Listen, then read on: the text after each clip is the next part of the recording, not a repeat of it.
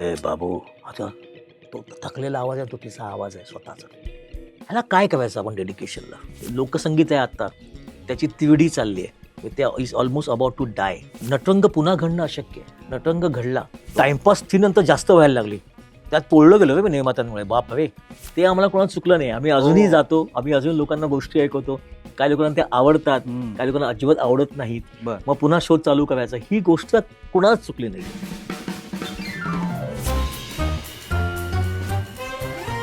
नमस्कार. कॅचअप मध्ये आपल्या सगळ्यांचं अगदी मनापासून स्वागत.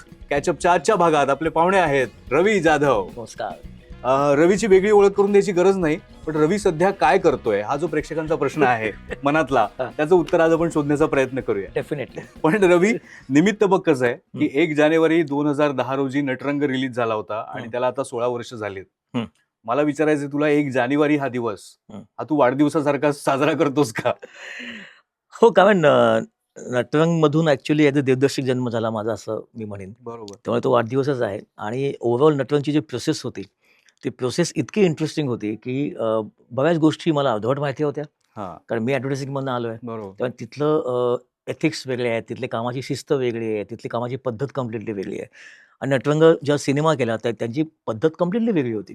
इतका इंटरेस्टिंग प्रोसेस होता आणि अप्रतिम माणसं जोडली गेली. म्हणजे मला आठवतंय की त्या सिनेमाला जोडले गेलेले अजय अतुल, त्यांनी केलेलं अप्रतिम काम. माझा मित्र महेश लिमये, त्यांनी केलेलं अप्रतिम काम. त्यावेळेची स्टुडिओची जी टीम होती, म्हणजे त्याच्यामध्ये मला नितीन वैद्य होते, ज्यांनी माझ्यावर विश्वास टाकला, कारण त्याच्या आधी मी एकही सिनेमा केला नव्हता. आणि एवढा मोठा सिनेमा करण्यासाठी त्यांनी विश्वास टाकला. मग त्यांच्यासोबत अजय बाळवणकर होते, निखिल साने होते. या सगळ्यांनी प्रचंड विश्वास टाकला आणि त्यांनी सगळ्यांनी मला वाटतं एवढा धीर दिला ना मला. त्याला म्हणतात ना, त्याला एक सपोर्ट सिस्टम तुम्हाला लागते ॲज अ फर्स्ट डिरेक्टर. आणि ती सपोर्ट सिस्टम खूप तगडी होती माझ्या आजूबाजूला. आणि त्यामुळे मला वाटतं तो एक सिनेमा असा घडला की तो एक मराठी सिनेमातला माइलस्टोन बनला. आता अजूनही आज 16 वर्ष झाली, अजूनही ती गाणी ट्रेंडिंग आहेत. अजून त्याचे सीन्स लोकं, आजची तरुण पिढी इंस्टाग्रामवर टाकते. अतुल कुलकर्णी, सोनाली, अमृता, बाकी सगळेच त्यातले कलाकार, त्यांनी केलेलं काम अजूनही ते रील फिरत असतात आणि खूप छान वाटतं. त्यावेळी जे रील असते नटरंगच्या वेळी 2011ला 10ला, तर काय झालं असतं, म्हणजे मला असं वाटतं ही गाणी सगळी आजच्या धुंद सगळी ट्रेंडिंग गाणी असती आणि त्याच्यावरती करोडो रील बनल्या असत्या. त्यामुळे ते डायलॉग, त्या मित्रांचे डायलॉग्स, प्रत्येक त्यातली लहान लहान गोष्ट. मीम्स पण आहेत बरेच भरपूर त्याच्यावरती. मीम्स आहेत, भरपूर. आणि ते मला असं वाटतं की हे सगळं त्यावेळी असायला हवं, तसं कधी कधी वाटतं. आजचं इंस्टाग्रामचं किंवा सोशल मीडियाचं जग बघतं असं वाटतं, त्यावेळी असतं तर अजून गंमत आली असती. नॉट नटरंग, बाकी पुढचे पण काही सिनेमे आहेत, ते सुद्धा मला वाटतं की ट्रेंडिंग झाले असते. तुझे पण फॉलोअर्स त्यावेळेला खूप वाढले असते. हो, म्हणजे प्रचंड वाढले असते. इंस्टाग्रामचं वगैरे इतकं काही नव्हतं, म्हणजे फेसबुकच होतं. अजिबात नाही. फेसबुक पण आधी ऑर्कुट होतं मला वाटतं, आणि फेसबुक येऊ घातलेलं. पण आता हे वर्ष 2026 जे आहे ते तुझ्या दृष्टीने, आमच्या सगळ्या प्रेक्षकांच्या दृष्टीने महत्वाचं आहे, कारण घोषणा तर तू केली आहेस आणि नटरंग सारखाच एखादा सिनेमा असावा की काय असं वाटतंय. तर फुलवराबद्दलच मला तू विचारायचंय, कारण मी असं ऐकलंय की तू पोस्टर आधी डिझाईन करतोस. हो. तर ह्या वेळेला सुद्धा तसंच झालं होतं का? म्हणजे ऍक्च्युली मी एप्रिलला फोक आख्यान पाहिलं होतं. फोक आख्यान. यंग मुलं, हो. ॲव्हरेज वय त्या सगळ्यांचं 24-25 आहे आणि त्या सगळ्यांनी मिळून ते एक अप्रतिम लोकसंगीताचा थाट आपल्यासमोर उभा केला होता. तो पाहिला आणि खूप भारावायला झालं आणि असं वाटलं यार, जे 2010ला आपण केलं होतं नटरंगमध्ये, आत्ता परिस्थिती काय आहे? की एका बाजूला आपण म्हणतो लोकसंगीत आणि महाराष्ट्राची लावण्यवती वगैरे, आणि एका बाजूला सध्या ती परिस्थिती काय आहे? तर वाटलं आत्ताच्या काळासाठी एक तमाशा पटकावावा.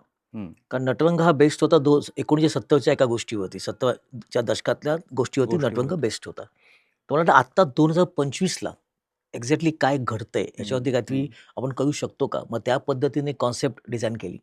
आणि मग ईश्वर अंधारे, ज्यांनी फोक आख्यान लिहिलंय, त्याला भेटलो. मी हर्ष विजय, ज्यांनी म्युझिक केलं, त्यांना भेटलो. त्यांना म्हटली असं माझ्या डोक्यात थॉट आहे, अशी आयडिया आहे, त्याच्यावर काय होईल का?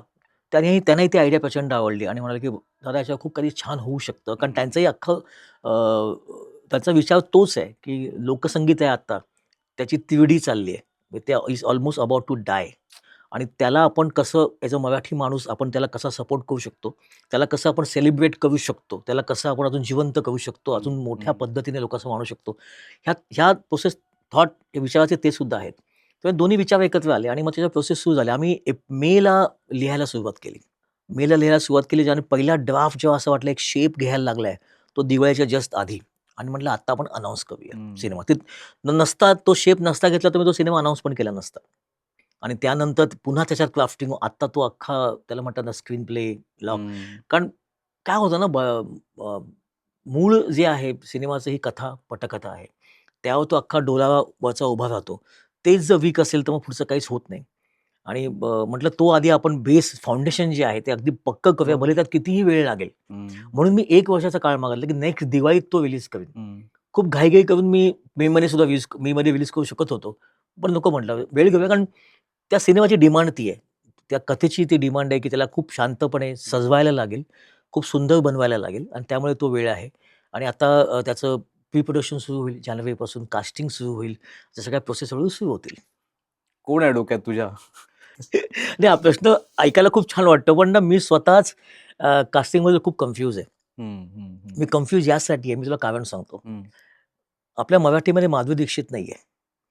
म्हणजे जी अप्रतिम नृत्य करते आणि अप्रतिम अभिनय करते. हम्म. असे खूप कमी नायिका आपल्याकडे आहेत. बरोबर. ते अप्रतिम नृत्य करतात आणि अप्रतिम अभिनय अभिनय पण पण करतात. करतात. कोणी नृत्य छान करतात, पण अभिनयात वीक असतात. कोणी अभिनय उत्तम करतात, पण नृत्यामध्ये थोडेसे वीक असतात. तर त्याचा शोध खरंच जेन्युइनली चालू आहे आणि मी खूप जणांना अप्रोच करतोय. खूप जणांना मी स्वतःहून अप्रोच करतोय. खूप जणांचे सध्या रील बघतोय, त्यांचे जुने चित्रपट पाहतोय, की त्यात नृत्य आणि अभिनयाचा कुठे मिलाप झालाय का? आणि मला वाटतं आपला इंटरव्ह्यू पाहिल्यानंतर जे जेन्युइनली ज्यांना वाटत असेल, की येस मी अप्रतिम नृत्य करू शकते आणि अप्रतिम मी अ, न अभिनयही करू शकते. अभिनय पण करू शकते. त्याने कृपया प्लीज स्वतःहून पुढे यावं. कास्टिंग काही झालं नाहीये फुलबगाचं अजून. It's all open. पण एक आहे, की काहीतरी ब खूप काळापर्यंत टिकेल हम्म. हम्म. असं काहीतरी करावं. नटरंग पुन्हा घडणं अशक्य आहे. बरोबर. नटरंग घडला. कारण नटरंगच्या वेळी आम्ही सगळेच काहीतरी शोधत होतो. एक काहीतरी अशी गोष्ट शोधत होतो, जी आम्हाला स्वतःला एक समाधान देईल, स्वतःला एक एक नाव किंवा आपण म्हणतो ना पदार्पण करतोय सिनेमामध्ये. आमची सगळ्यांचीच अवस्था तशी होती. आणि त्यावेळी काहीतरी सुंदर घडून त्याच्यामध्ये गेलो. खूप तर चांगली भट्टी जमणं असतं खूप ना, ते अप्रतिम. ते तसं तर झालं तर होतं. फुलबर्गा इज नॉट नटरंग. हम्म.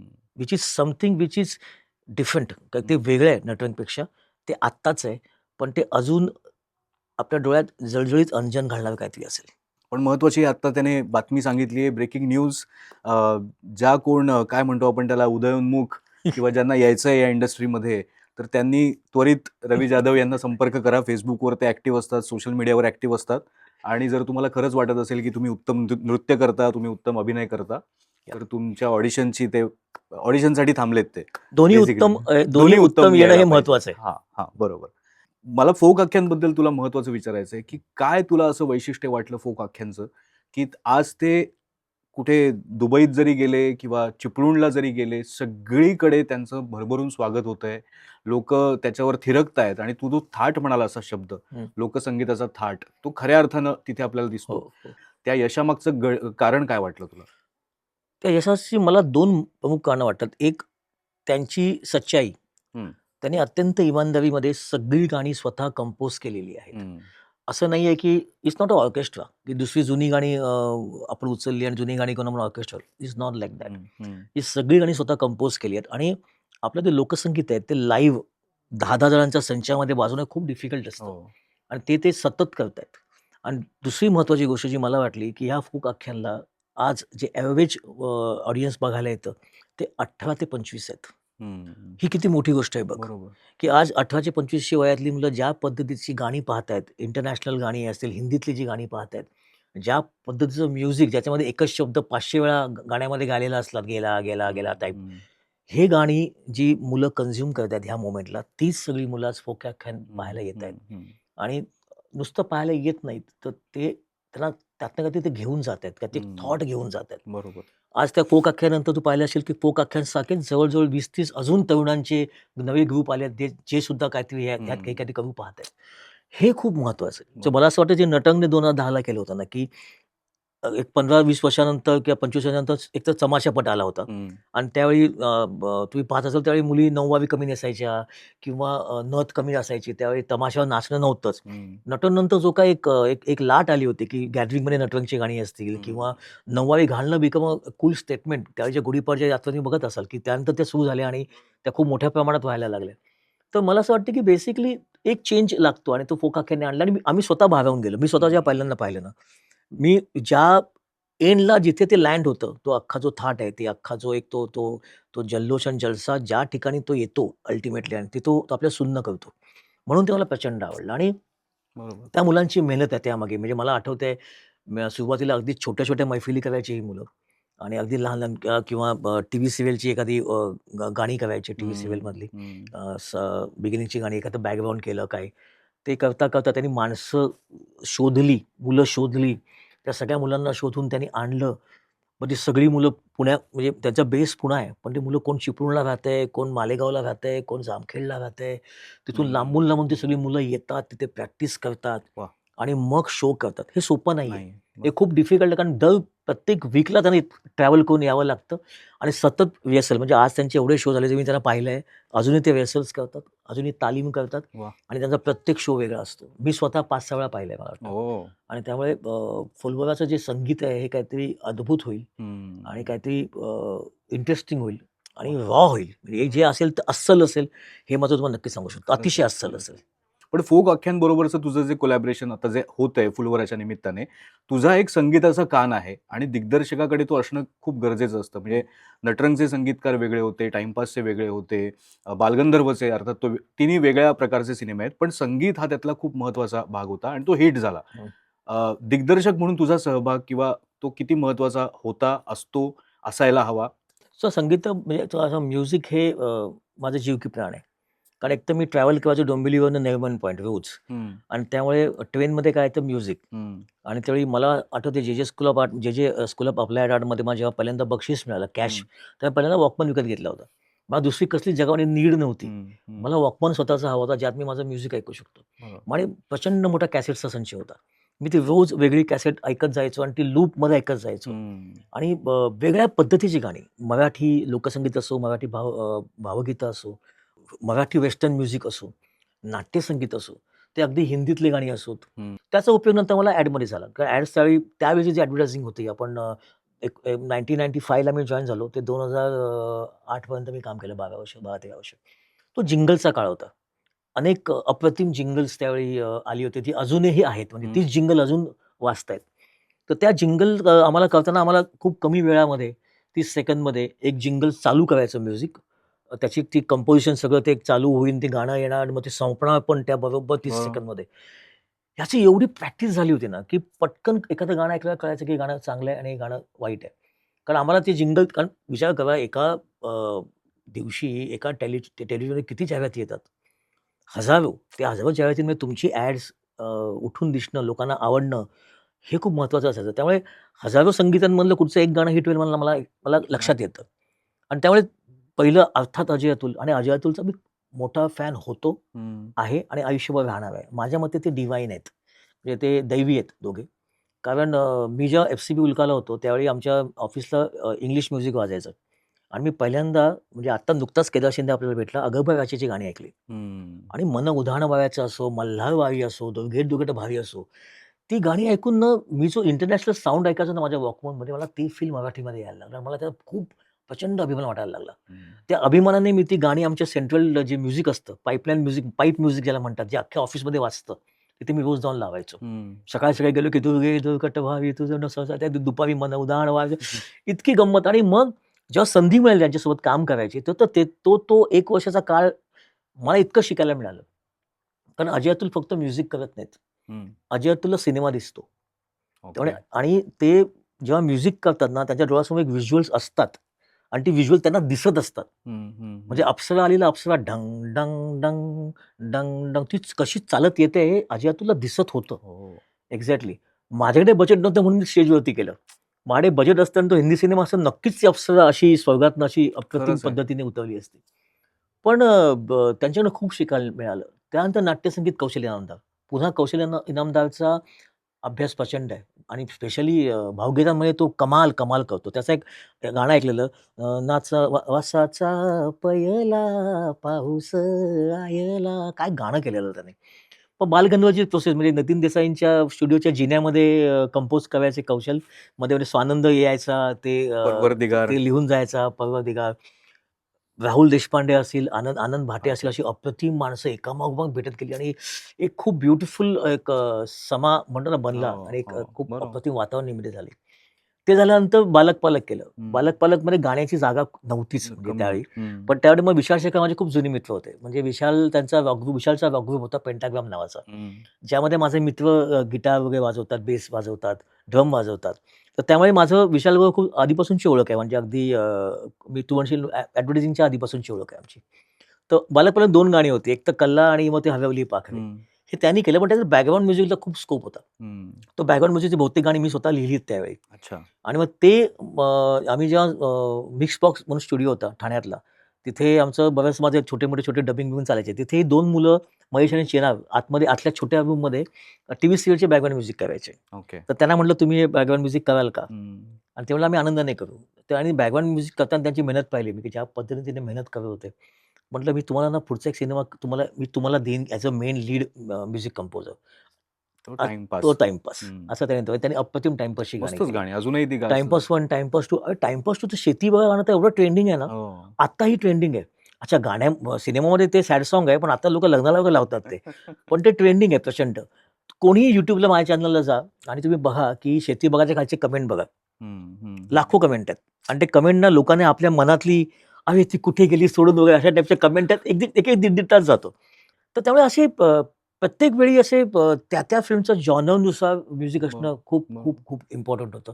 आणि तसंच मी चूज करत गेलो आणि त्याच्यात झालं माझा फायदा काय झाला ना, मला अशा वेगळ्या लोकांबरोबर काम करता आलं, त्याची कामाची पद्धत जाणून घेता आली, हम्म. त्यांचा विचार म्युझिक करण्याचा. Correct. कारण मी म्युझिकचा फॅन आहे. बरोबर. पण ते म्युझिक करणारे जे असतात, ते काय विचार करतात, हम्म. हे मला खूप जवळनं पाहता आलं.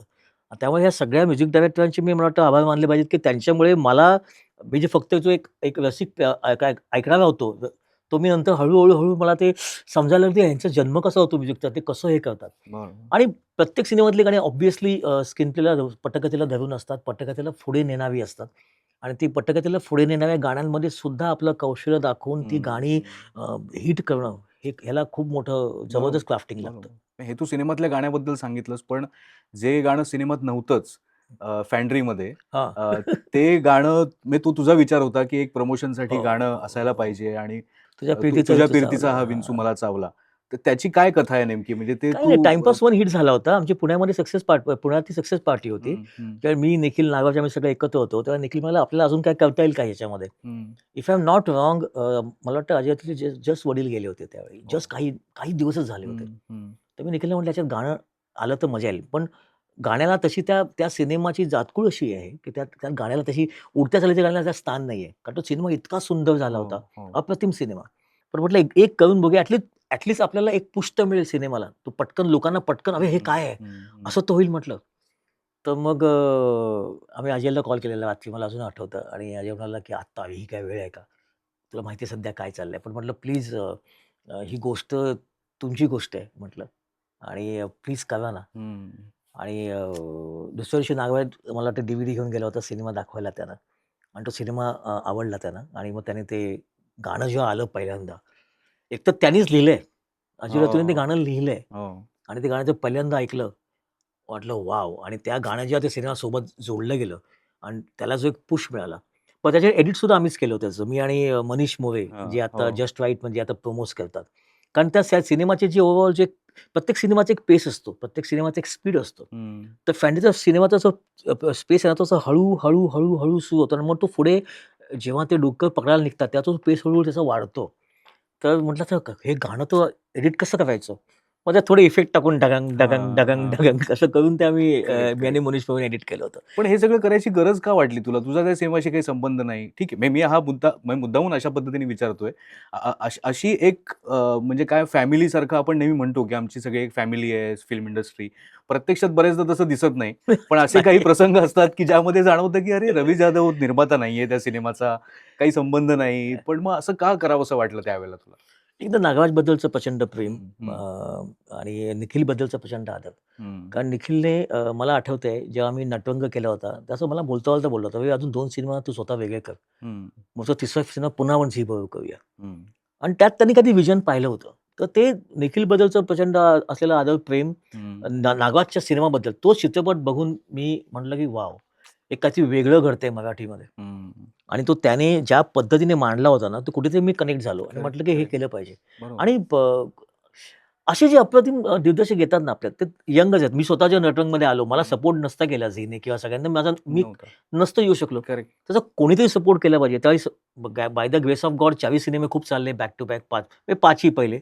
आणि मग असं वाटलं आपल्याला एक काहीतरी देवाने एक दान दिलंय, त्यात की बाबा तू हे अजून करू शकतोस. तू अजून काही जणांना काही गोष्टी मदत करू शकतो. मी केली. आणि त्यात काही नाही म्हणजे अक्षरशः म्हणजे कॉफी अँड बरंच काही प्रकाश कुंटेची पहिली फिल्म. हो. अशी सहज केली वेगळी. रेगे सुद्धा. हो. हो, शून्य असं नाही काही पैशाची देवाण-घेवाण नाही, काही. हो. मला जे करता आलं, हं. म्हणजे जाहिरातींमध्ये असो, त्याचं प्रमोशनमध्ये असो, ते गाणं कसं डिस्क्या वगैरे सगळं जे करता आलं ते सगळं केलं. असे खूप जण आहेत की ज्यांना सिनेमा खूप मनापासून करावासा वाटतो आणि ज्यांनी तो केला पण आहे. हं. पण त्यानंतरची दिशा जी असते, म्हणजे रेगे आधी तयार होता. कॉफी अँड बराच काही पण तयार होता सिनेमा. तर त्यावेळी सिनेमा पाहून मी जोडला गेलो, की सिनेमा खूप अप्रतिम आहे. ह्याला काहीतरी आपण सपोर्ट केला पाहिजे. हं. In what term we can do. आपल्याला थोडंसं करेक्ट. मार्केटिंग कळतं, थोडंसं प्रमोशन कळतं. ते आपण मदत करू शकतो. पण हं. ते सगळं क्रेडिट त्या दिग्दर्शकांना आहे. म्हणजे त्या दिग्दर्शकानेच केलेलं अप्रतिम काम आहे. करेक्ट. त्याच्यामध्ये माझं क्रेडिट शून्य आहे. म्हणजे रेगे सुद्धा मला आठवतंय, की जेव्हा तू प्रेझेंट करायला सुरुवात केली, म्हणजे तुझं नाव जेव्हा आलं तिकडे निर्माता म्हणून, तेव्हा तुमचं तुमच्या मुलावर लक्ष आहे का? हो, हो, या हो, टाइपचं हो. जे टॅगलाईन आहे उलटी जाहिरात केली होती हां, आम्ही. उलटी जाहिरात केली होती. ह्या सगळ्या गोष्टी पण खूप फरक हो. पडतात. त्याच्यामुळे पण खूप फरक पडतो. आता तर त्याचं म्हणजे जे महत्त्व खूप जास्त वाढलंय. म्हणजे आता तर एवढं हं. इन्स्टंट झालेलं आहे, की पहिल्या सिनेमाचं प्रमोशन 2-3 महिन्याआधी सुरू व्हायचं. आता सिनेमाचं प्रमोशन 1 महिन्याच्या आधी सुरू होतं. 3-4 वीकच्या आधी सुरू होतं. हं. मग 3-4 वीकमध्ये तुम्हाला जेवढं बंबार्डिंग करता येईल, कारण लोकांचं अटेन्शन स्पॅन खूप कमी आहे. तर तुम्ही लवकर लोकांना जेवढ्या गोष्टी सांगाल आणि सिनेमा रिलीज कराल, हं, हं, तेवढं हं. झालं. तर आता त्याचं महत्त्व प्रचंड वाढलंय. बरोबर. ॲडव्हर्टायझिंग, मार्केटिंग आणि कम्युनिकेशन ऑफ सिनेमा याचं महत्त्व आता खूप जास्त वाढलंय. पण मी सगळ्या भाषांमध्ये मग हिंदी असेल, सगळ्या मराठी हो, असेल. ॲब्सोल्युटली. Pushpa is what? पुष्पाचं बिगिनिंगची तुम्ही कॅम्पेन बघा. पुष्पा 2 त्यांनी लॉन्च केला. त्यांनी कधी ते पहिला एक फक्त शॉट टाकलेला त्याच्या वाईच्या रूपातला. That's all. पण that shot has to be very powerful. तो हं. कसा पाहिजे शॉट की लोकांना तो आठवला. रिलीजपर्यंत आठवला की लोकं ती एंट्री शोधत होती. ती एंट्री कधी येते? तोच त्याचा प्रमोशनचा, प्रोमोचा मला अजूनही आठवतं ना, की बेसिकली प्रत्येक सिनेमामध्ये डायरेक्टरने ना तो शूट करताना विचार करा की हा माझा प्रोमो शॉट आहे. आणि हा शॉट मी टीझरपासून पुढे वापरणार आहे. कारण हा एक शॉट सांगतो आता सिनेमा काय आहे. हं, तो हं. असा शॉट की लक्षात ठेवलं पाहिजे डिरेक्टरने, की हा शॉट बाबा अजून चांगला करून घेऊ किंवा थोडा अजून करेक्ट, ड्रॅमॅटिक करून घेऊ. Correct, correct. तालीमध्ये आम्ही असे काही शॉट्स केले होते, जे बेसिकली आम्हाला करताना माझे ते प्रोमो शॉट्स आहेत. आम्ही ते वेगळ्या पद्धतीने शूट करून ठेवले होते. पण आता विषय निघालाच आहे, तर या मराठीच्या मार्केटिंगबद्दल तुला थोडं विचारतो, की सिनेमा चांगला बनवणं हे कदाचित आपल्याकडे खूप डिरेक्टर्सना जमतं. पण तो सिनेमा चालवणं याच्यासाठीचे निर्माते आपल्याकडे कमी आहेत. तर हं. असं खरंच आहे का? मराठीची सध्याची परिस्थिती काय वाटते तुला? हे वर्ष चांगलं गेलं असं म्हटलं जातं. मग त्याच्यामध्ये दशावतार आहे, त्याच्यामध्ये स्थळसारखा सिनेमा पण आहे, त्याच्यामध्ये जारणसारखा सिनेमा पण आहे. अजूनही काही सिनेमे आहेत ज्यांनी चांगला बिझनेस केला असं म्हटलं जातं. पण ते पुरेसं आहे का? नाही, पुरेसं नाहीये. मला असं वाटतं, की दशावतारने जे काम केलंय यावर्षी ना, की त्याने खूप चांगला अप्रतिम बिझनेस केलाय आणि प्लस तो सिनेमासुद्धा चांगला झालाय. हं. हे अजून जास्त व्हायला हवं. ओके. म्हणजे थांबायचं नाही सुद्धा दशावतार एवढा चालायला हवा. आता थांबायचं नाही, कारण मी नाव विसरलो, सॉरी. अतिशय हां. सुंदर सिनेमा अतिशय झाला होता. सुंदर सिनेमा. तो अजून जास्त 101% चालू शकला असता. स्थळ अजून जास्त लोकांपर्यंत पोहोचायला हवं होतं. हं, 101%. हं. गोंधळ त्याला सिल्व्हर हे हो, लोटस हो. मिळालं. It's a very big thing. कारण इफ्फीमध्ये सिल्व्हर लोटस मिळणं आम्हाला कोणाला जमलं नाहीये. जे गोंधळने मिळवून आणलं आणि तो सिनेमा लोकांमध्ये जास्त पोचायला हवा. हो, हो. पण त्याचं एकच पोस्टर मी पाहिलं आतापर्यंत. ते एका बैलाचा चेहरा आहे. हं. त्याच्यापुढे त्याचं मी पोस्टर्स नाही पाहिलं. पण दशावतार तो तुला आठवत असेल, दशावतारचे वेगवेगळे पोस्टर्स पाहिले. पोस्टर्स. अरुण प्रभावळकरांची वेगळी रूपं त्याच्यामध्ये पाहिली आणि सगळीच रूपं खूप छान होती. मला अट्रॅक्ट करणारी होती, की मला सिनेमागृहात जाऊन पाहिलं पाहिजे, की हे नेमकं करेक्ट, रूप कशातलं आहे. करेक्ट. तर त्यामुळे series of posters, series of trailers हे केले पाहिजेत. जुन्या काळात काय होतं, की बेसिकली एक पोस्टर मास्टर पोस्टर व्हायचं आणि अजून 1-2 पोस्टर व्हायची. आता काळ प्रचंड बदललाय. तुम्ही बघा दशावतारचे पोस्टर्स आणि दशावतारचे Instagramचे पोस्ट बघा, त्याचे व्हिज्युअल्स किती होते. हं. त्याचा फरक पडतो खूप जास्त. बरोबर. धुरंधर बघा ना, त्याने प्रत्येक कॅरेक्टर इंट्रोड्यूस केलं वेगळ्या पद्धतीने. त्याने प्रत्येक कॅरेक्टरचा वेगळा प्रोमो केला. सो ह्या तुम्हाला क्विक डिसिजन घेऊन, तुम्हाला क्विकली ॲक्शन घेऊन पटकन ते लोकांसमोर आणणं खूप गरजेचं आहे. आणि हे आपल्याला कोणी शिकवलंय, नावच आहे Instagram जे आहे ते it has to be instant. हं. त्या विचार करून फायदा नाही. तर त्या पद्धतीचं प्रमोशन आपलं अजून तेच चाललंय. आपलं जे म्हणजे नटरंगपासूनच्या आधीपासून जे कॅम्पेन सेपरेट व्हायचे ना, ट्रेडिशनल मार्केटिंग त्याला म्हणतो आपण. आपल्याला ट्रेडिशनल मार्केटिंग हवंच आहे. म्हणजे न्यूजपेपरमध्ये ॲड, पण न्यूजपेपरमध्ये ॲडपेक्षा सध्या सोशल मीडियामध्ये तुम्ही काय करताय वेगळ्या गोष्टी बरोबर. आणि ते खूप इम्पोर्टंट आहे. खूप जास्त इम्पोर्टंट. तर मला वाटतं ह्यावर्षीचा जो सर्वात चांगला चाललेला सिनेमा आहे दशावतार, त्याचंच कॅम्पेन सर्वात चांगला कॅम्पेन होतं. हो. आणि मग हा योगायोग नाहीये. हा योगायोग असूच शकत नाही. याचा अर्थ असा होतो तुमचा सिनेमा चांगला हवाच.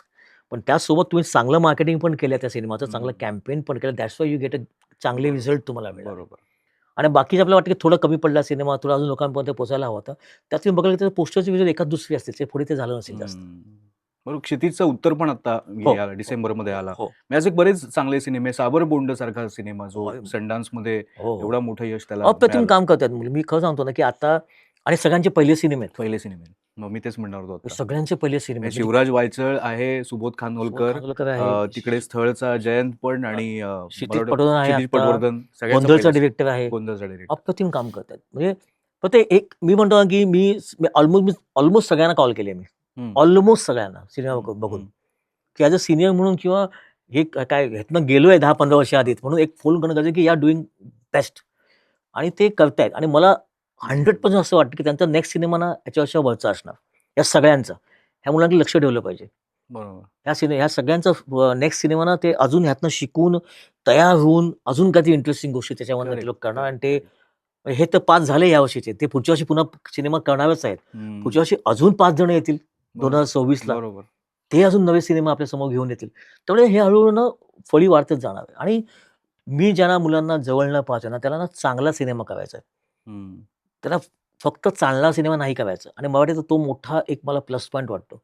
पण मराठी दिग्दर्शकांचं फर्स्ट प्रायोरिटी चांगला सिनेमा करण्याकडे आणि ही तू बघशील ना सगळी उदाहरणं दिली आपण यावर्षी गाजलेले सिनेमे कोणते? हे सगळे चांगले सिनेमे आहेत. हं, हं, हे हं. केवळ व्यावसायिक सिनेमा नाहीयेत. हे चांगले बरोबर. सिनेमे आहेत ज्यांनी थोडाफार व्यवसाय केला. करेक्ट. तर हे खूप चांगले आहे. आता ही मुलं हळू काय करतील ना, चांगला सिनेमा आणि व्यावसायिक सिनेमा हं. ह्या दोघांची आता छान ते गुंफण करतील बघ हळू-हळू. कारण त्यांना यावर्षी ते कळलेलं आहे. आणि करेक्ट. ती गुंफण कोणती कधी काहीतरी असं निर्माण करतील जे आपल्याला वाह! अजून त्याचा आपल्याला अभिमान वाटेल. त्यांना कॅम्पेनचं एक फक्त पाठबळ चांगलं मिळायला पाहिजे ॲब्सोल्युटली, फक्त. Cinema absolutely. चांगलेच बनवतील ते. याह! आणि जसं तू म्हणालास तसं, की मगाशी तू म्हणालास, की रेगे अभिजित पानसे यांचा पहिला सिनेमा होता. किंवा अनन्या प्रताप फडचा पहिला हो, सिनेमा हो. होता. यंटमला पण तू हो, सपोर्ट केला हो, हो. होतास त्यावेळेला. कॉफी आणि बरंच काहीचं उदाहरण पण दिलंस. पण याशिवाय सुद्धा शेखर शेखर प्रेम रणकांबळे, रणखांबेचा शॉर्ट शॉर्ट फिल्म, फिल्म जी आहे, रेखा. अशा दिग्दर्शकांना प्रोत्साहन देत असताना काय डोक्यात असतं शॉर्ट फिल्मसाठी? कारण तू पण त्याच्यातनं गेला आहेस, म्हणजे हो. तू पण अनेकांकडे जाऊन नटरंगची स्टोरी घेऊन गेला असशील किंवा मला हे करायचं आहे असं सांगितलं असशील. बेसिकली नाही तो स्ट्रगल अजून चालू आहे. अच्छा. तो स्ट्रगल अजूनही चालू आहे. असं नाही की बरं. तुम्ही एवढे मोठे सिनेमे केले की तुमचा एक 15 वर्षाचा अनुभव. ते आम्हाला कोणाला चुकलं नाही. आम्ही अजूनही ओह! जातो. आम्ही अजून लोकांना गोष्टी ऐकवतो. काही लोकांना ते आवडतात. हं. काही लोकांना अजिबात आवडत नाहीत. बरं. मग पुन्हा शोध चालू करायचा. ही गोष्ट कुणालाच चुकली नाहीये. मग तुम्ही डिरेक्टर तुम्ही असाल मोठे ते काही फरक पडत नाही. पण गेटिंग फंड्स, लोकांना पिच करणं हे अजूनही चालूच असतं. तर ते माझं चुकलं नाहीये. आता बरं. तो प्रश्न काय होता? त्या शेखर रणखांबेंसारख्या शेखर म्हणजे मला इफ्फीला भेटला होता. हां. इफ्फीला शेखर मला भेटला होता त्यावेळी मला वाटतं त्याची पॅम्पलेट नावाची शॉर्ट फिल्म होती. ओके. ती मी पाहिली होती. पॅम्पलेट खूप सुंदर शॉर्ट फिल्म होती. आणि मी म्हटलं, "बाबा तू कुठचा बाबा काय करतोस?" तो मला असं म्हणाला, "मी तासगावच्या इथला, मिरजच्या इथला कुठेतरी लांबच्या गावातला मुलगा आहे." म्हटलं, "मग पुढे काय प्लॅन आहे?" मला एक गोष्ट अशी करायची आहे. म्हटलं, "मी प्रोड्यूस करतो." हं. तो म्हणला, "ठीक आहे, आपण करूया." आणि मग त्याने ती गोष्ट मला रेखाची गोष्ट त्याने मला ऐकवली. मला खूप आवडली कारण अशा ज्या रस्त्यावरती ज्या बायका लहान-लहान गोष्टी विकतात, खेळणी आहेत, ती आहेत, आरसे आहेत, असं विकतात. ते मी पाहिलेत हं. आणि त्या बऱ्याचदा अस्वच्छ असतात असेही मी पाहिले. पण त्याच्या मागचं काय सत्य आहे, हे शेखर सांगत होता. त्याला त्याला सांगायचं ओके. होतं. हं, हं. सो म्हटलं, "तुला करतो सपोर्ट." आणि म्हटलं, "तो सपोर्ट मी एंडपर्यंत करणार तुला." आणि त्याने ती फिल्म शूट केली. एडिट दाखवलं. मला नाही आवडलं. मी त्याला रिशूट करायला सांगितली. त्याने रिशूट केली आणि मग ती फिल्म जी झाली ती आता रिशूट केलेली फिल्म आहे बऱ्यापैकी. त्याला बराचसा भाग रिशूट केला आम्ही. हं. त्याला नॅशनल अवॉर्ड मिळाला आणि त्याला. त्याला नॅशनल अवॉर्ड मिळालं. रेखा कारण जे पहिलं जे नावाचं. त्याने शूट केलं त्याला नसतं मिळालं नॅशनल अवॉर्ड. ते त्याला मी लिहून देतो. पण रिशूट नंतर त्यांनी अजून छान त्याच्यामध्ये काही गोष्टी टाकल्या आणि त्या हं. खूप इंटरेस्टिंग गोष्टी होत्या आणि म्हटलं ह्यात काहीतरी छान घडतंय आणि त्याला नॅशनल मिळालं. हं, हं. सो हे आत्ताची गोष्ट 2024ला नॅशनल मिळालं. यावर्षी खिचडी भात नावाची फिल्म आम्ही केली आहे. ती पण अप्रतिम फर्स्ट टाईम डिरेक्टर आणि खूप स्वप्न आहेत त्याची. त्याला म्हटलं टाकू का YouTubeला? हां. नाही सर एक नॅशनलला जाऊ दे. नॅशनल नाही मिळालं टाका. म्हणजे ती स्वप्न त्याची आहेत आणि मी ऐकतो सगळ्यांचं. इव्हन प्रतापचं सुद्धा. प्रतापला कंप्लीट फ्रीडम दिलं होतं अनन्याच्या वेळी. माझी इच्छा होती डिरेक्ट करायची. जेव्हा अनन्या नाटक मी पाहिलं, ओके. ते मला डिरेक्ट करायची होती. हं. So I called Pratap. तुझं नाटक मी पाहिलंय. तर तू मला ह्याच्यावर सिनेमा दिग्दर्शित करायचा तर तू मला तिथे नाटकाची राईट्स देशील का? हं, हं. तो थोडा विचार करून देतो. त्याने एक 7-8 दिवसांनी मला फोन केला. हं. तसं चित्रपट करायला आवडेल फक्त माझं एकच रिक्वेस्ट आहे आणि तो अत्यंत हे बोलला, की "डिबेट मला करू दे ना सर. कारण हे माझी बेबी आहे. हं. तर मला हे डिबेट करू दे." म्हटलं डन. हं. पण मग तू डायरेक्ट करशील सगळे निर्णय तुझे असतील म्हटलं. मी फक्त निर्माता म्हणून देईन. माझं एवढंच काम आहे, की मला फायनान्सर शोधणं आहे, एखादा स्टुडिओ शोधणं आहे, ते मी करीन. पण सिनेमाचे सगळे डिसिजन तू घे म्हटलं. कारण हे तू पाहिलंस ना, कारण माझं विजन कंप्लीटली वेगळं असणार आहे. कारण मला अनन्या वेगळा दिसत होता. मला तो नाटकासारखा मुळीच दिसत नव्हता. मला तो कधी वेगळा दिसायला लागला होता. आणि प्रतापला तो कधी वेगळा दिसत होता. अर्थात प्रत्येक दिग्दर्शकाची व्याख्या वेगळी असते. तर म्हटलं तू कॉन्फिडन्स आहे ना? प्रतापला मी 100% कॉन्फिडंट आहे. म्हटलं डन. तुझा कॉन्फिडन्स, माझा कॉन्फिडन्स. आपण करू. आणि आम्ही लॉकडाऊनच्या आधी सिनेमा सुरू केला आणि मजा यायला लागली आणि खूप छान त्याचं कास्टिंग पण चांगलं झालं आणि मस्त काय-काय सीन तर मला अजून त्यातले अत्यंत आवडतात. सिनेमा चालला नाही एवढा, जेवढा चालायला हवा. कारण त्याच दिवशी टाईमपास पण रिलीज झाला एका आठवड्याच्या आणि हो, ते दुर्दैव होतं आमचं. आणि आम्ही दोघेही खूप हे झालो, की "अरे यार!" हा एक सिनेमा मी प्रोड्यूस केलेला, एक सिनेमा डिरेक्ट केलेला, एका वीकच्या अंतराने रिलीज झाले. दोन्ही सिनेमांचं नुकसान झालं. डेट त्याच निर्मात्यांना त्याच डेट हव्या होत्या आणि शेवटी निर्मात्यांचा शेवट शब्द असतो बऱ्याचदा, कारण त्यांनी पैसे इन्व्हेस्ट केलेले असतात. ते त्यांना रिटर्न होणं खूप गरजेचं असतं आणि त्यामुळे ते करावं लागलं. Correct. पण इट्स फील बॅड, की नसतं झालं तर अजून छान. म्हणजे आम्हाला पण प्रमोशनला अजून वेळ मिळाला असता. बरोबर. म्हणजे आम्ही पण इथे थोडा वेळ दिला असता, छान प्रमोशन केलं असतं. हां, अनन्याचं 1 महिना, 1.5 महिना, 2 महिने. मग टाईमपास तिचं अजून चांगलं प्रमोशन केलं असतं. अजून चांगल्या गोष्टी घडल्या Correct, असत्या. correct. नाही पण झालं. आता तो टीव्हीवर वगैरे खूप बघितला जातो अनन्या. हो. आता ती गोष्ट अत्यंत इन्स्पायरिंग हो, गोष्टच आहे हो. आणि प्रश्नच नाही. मला तर म्हणजे मजा आली या सगळ्यांबरोबर खूप काम बरोबर, करताना. बरोबर.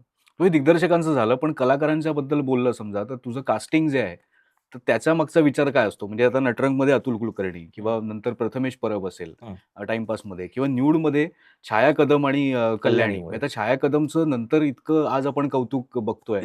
पण ती जी दिग्दर्शकाची नजर असते, की मला ही ॲक्ट्रेस योग्य वाटते याच्यासाठी.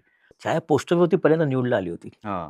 तिच्या आधी तिच्या त्याच्या आधी फिल्ममध्ये पोस्टर पोस्टरवर नव्हतं आले नव्हती. आणि मला ना जेव्हा पहिल्यांदा भेटली ना, पहिल्यांदा मला काय बोलली ना, अतिशय भाबडेपणाने म्हणाली, "अरे पिक्चर खूप केले रे, पण कधी पोस्टरवर मी येतच नाही." मग I make you I make म्हणजे तू मला गॅरंटी देतो, हं, की न्यूडच्या पोस्टरवर तू असशील. हं. ते नाही काही काय आणि म्हणजे मी ते प्रॉमिस पाळलं आणि ते अजून म्हणते माझं पहिलं पोस्टर फिल्म मी ह्याच्यामध्ये आली, निवड. न्यूडमध्ये आली.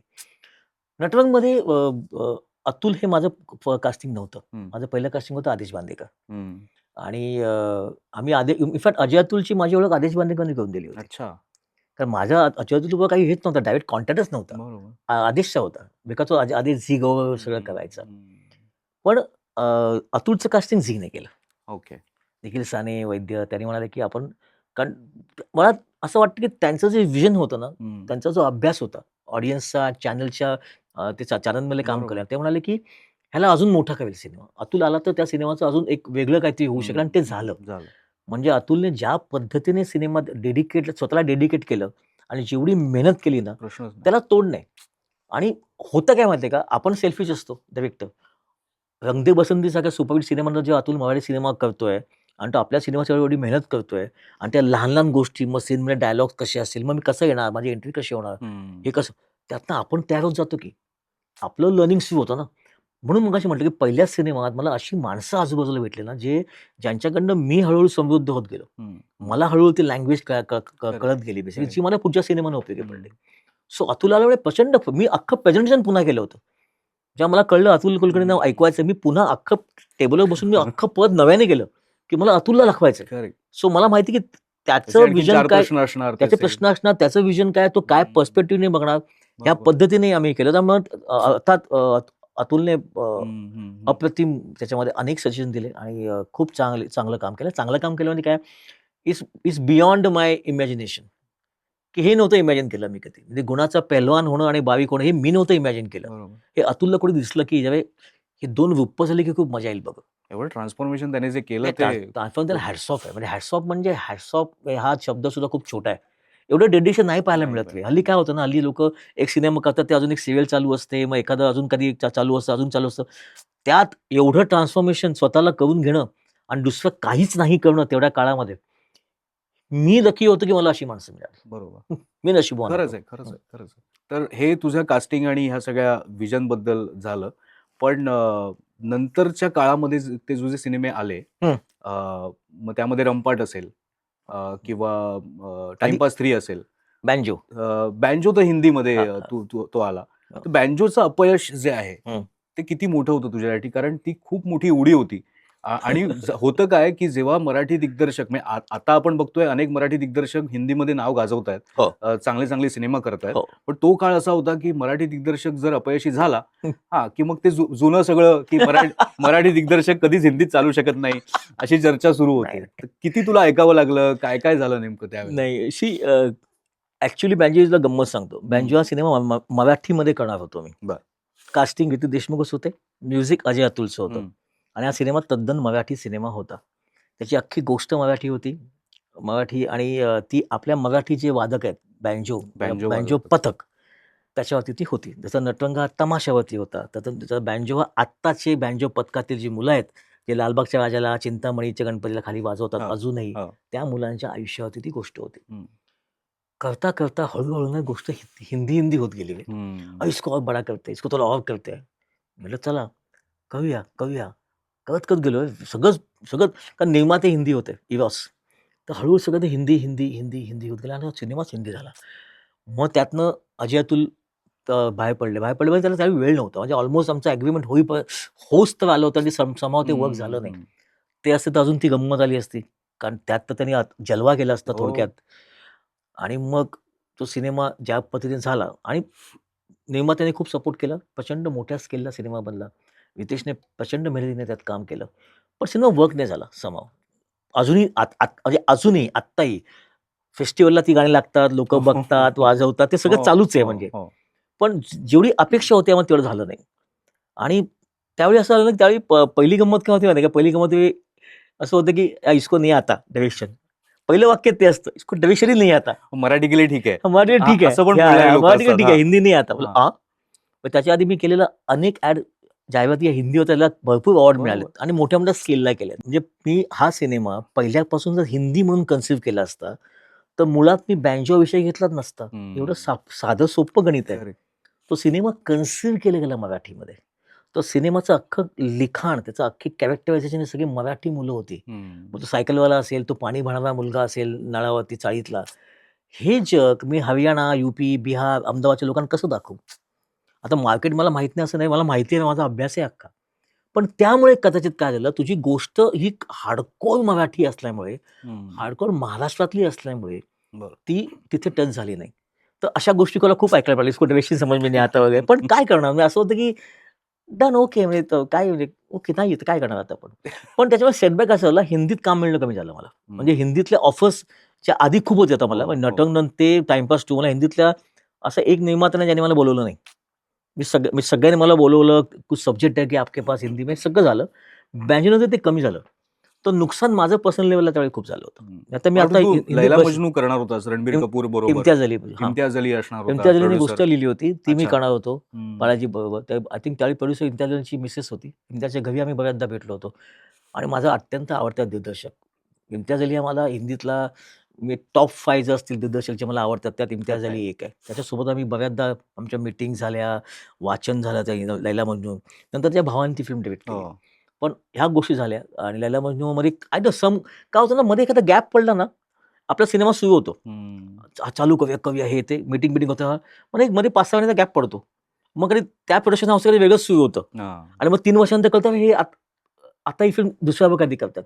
तर आपण विचार जाऊ शकत नाही की आपण हं, करत होतो हं, म्हणून. हं. त्यामुळे ते बेसिक असं बऱ्याचदा होतं. ते बरेच सिनेमा ते खूप असे एक्साईट होऊन येतात आपलं कधी आधीचंच काम बघून की जे एखादी खूप सिनेमा चाललं असतं आपला ते एक्साईट होऊन येतात. आपण काम करायचं काही मीटिंग्स होतात, काही चर्चा होतात हं, हं, हं. आणि मग ते निर्माते हळू गायबच होतात, कळतच नाही. कारण फॉर व्हॉटेव्हर रिझन्स त्यांची चूक आहे मी असं कधीच म्हणत नाही. हं, काहीतरी हं, असेल. हं, हं. ते दुसऱ्या कामात बिझी होतात. तसं व्ही. शांताराम सिनेमा माझ्याकडे आला होता. मराठीमध्ये करायला आला अच्छा. होता. बरं. ज्याच्यावरती प्रॉपर एक 5-6 महिने काम झालं. 5-6 मीटिंग झाल्या. शांतारामांच्या अख्ख्या फॅमिलीला भेटलो आम्ही. त्या मीटिंग झाल्या. मग सगळं शांत झालं. मग कळलं की अभिजित करतोय आणि हिंदीमध्ये. मला आनंद या गोष्टी झाला की अभिजित हिंदीमध्ये करतोय कारण मी हेच त्या मराठी निर्मात्यांना म्हटलं होतं. अच्छा. त्यांना मी हेच म्हटलं होतं की "सर हा जो सिनेमा आहे ना सर, व्ही. शांताराम आहेत सर. हे फक्त महाराष्ट्रापुरती नाही आहेत. हे जागतिक दर्जाचे दिग्दर्शक आहेत. Correct, correct. तुम्ही हा सिनेमा हिंदीत करा." हे मला आठवतंय शेवटची मीटिंग आमची होती. तेच निर्माते होते. जे नाही आता आहेत वेगळे ते. होते. अच्छा, वेगळे होते. वेगळे होते.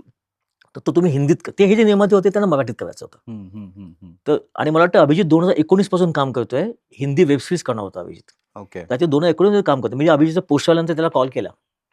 म्हटलं थँक गॉड तू ही फिल्म एवढ्या मोठ्या स्केलला करतोयस आणि हिंदीमध्ये करतोयस. मला म्हटलं मध्ये आली होती मराठीमध्ये करायला. त्याने मी हेच कारण दिलं होतं, की एवढ्या मोठ्या व्यक्तिमत्वाचा सिनेमा हिंदीमध्ये यायला हवा आणि तो मोठ्या स्केलला व्हायला हवा. करेक्ट, कारण करेक्ट. त्याने प्रत्येक गोष्ट मोठी केली की. प्रश्नच व्ही नाही. शांतारामनचं अख्खं तुम्ही प्रत्येक सिनेमा बघा, त्यांनी प्रत्येक फ्रेम मोठी केली. त्यात त्यांनी अत्यंत भव्य दिवस सेट लावले. ते तुम्ही आमच्या मराठी बजेटमध्ये सांगाल मला करायला. बरं नाही केली. तर आता तेच झालं असतं ना. बरोबर. असे निर्माते खूप येतात. 4 करोड में व्ही शांताराम कसं करणार? वेळ लागलाय का? 4 करोड में व्ही सो शांताराम. काँग्रॅट्स टू अभिजित देशपांडे की ही फाईट आणि he got the good producers, is got a good cost to make that money money to make that film. So congrats to him आणि I am looking forward to that. आणि मी अभिजितला call करून सांगितलं. मी call very good. करतो. मी ते जास्त पोस्ट बीट टाकत बसत हां, नाही. मी हां, कॉल हां. करतो की भाई करेक्ट, करेक्ट. व्हेरी गुड या. हं. ते म्हणजे हे सिनेमा असेच व्हायला हवेत. आणि ते पोस्टर पण म्हणजे कॉंग्रॅच्युलेशन टू दॅट एजन्सी ज्याने पोस्टर डिझाईन केलंय. तमन्ना आणि याचं दोघांचं अप्रतिम पोस्टर केलेत. एक पहिलं पोस्टर जेव्हा तुमचं येतं ना, म्हणजे इतकं सुंदर बोलकं असतं ना, ते आपल्याला कळतं की सिनेमाचा यशाचा एक पहिला टप्पापर्यंत पोहोचलाय. बरोबर. तर त्यांना त्या एजन्सीला सुद्धा कॉंग्रॅच्युलेशन. फर्स्ट इम्प्रेशन महत्वाचं असतं ॲब्सोल्युटली. आणि म्हणतात मी ते. मला आवडतं पोस्टर सिनेमाचे बघायला, करायला सुद्धा आवडतात खूप. हो. मला खूप मोह होतो तुला विचारायचं, की विचार. निर्मात्यांचे किस्से सांग मला जरा. अरे 4 भरपूर आहेत. 4 कोटीत जर शांताराम बनवायला येत असतील, तर असे भरपूर आहेत. किती जण तुझ्याकडे फायनान्सर खूप. आले असतील, येत असतील खूप. वगैरे? काही-काही निर्माते येतात, सर आपला सिनेमा करायचा आहे. Very good. चला करूया. हं. हां. मग त्यांच्याकडे कास्टिंग पण असतं. म्हणजे बऱ्याचदा अच्छा. बरेच निर्मात्याकडे कास्टिंग तयार असतं. हं. हे फिक्स आहेत, हे फिक्स आहेत. हं. पण म्हटलं नाही हे कास्टिंग याच्यावर जाणारच नाही. हां. त्यामुळे त्यांना अट्टास असतो की नाही हेच मला हे दिसलेच पाहिजे. आणि तसं एक अंश पण दिसणार नाहीत. मग करायचं काय? हं. हां, मग हे प्रॉब्लेम आहे.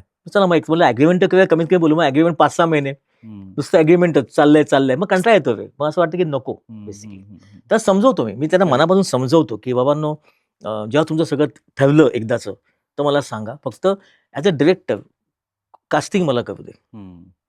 अभिनय करू शकतात. मराठीत अभिनेते खूप चांगले आहेत. पण हं. ॲटलीस्ट एक लूक सुद्धा लागतो ना आपल्याला. बरोबर. आणि प्रोस्थेटिक करणं हे सर्वात घाणेरडं असतं. प्रोस्थेटिक करून शूट करणं हे खूप डिफिकल्ट आहे. हो, मला माहिती आहे हो, की किती हो. त्रास होतो. बरोबर. आणि त्यांना वाटतं प्रोस्थेटिकने पॉसिबल नाही होत प्रोस्थेटिकने पॉसिबल.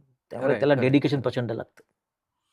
अभिनयवरनं अभिनय बेर्डे आठवला मला. अभिनय बेर्डेवरनं रंपाट आठवला वाह! मला. वाह! वाह! अरे तर अप्रतिम. तुला त्याची प्रगती बघून कसं वाटतंय? रंपाट ते उत्तर.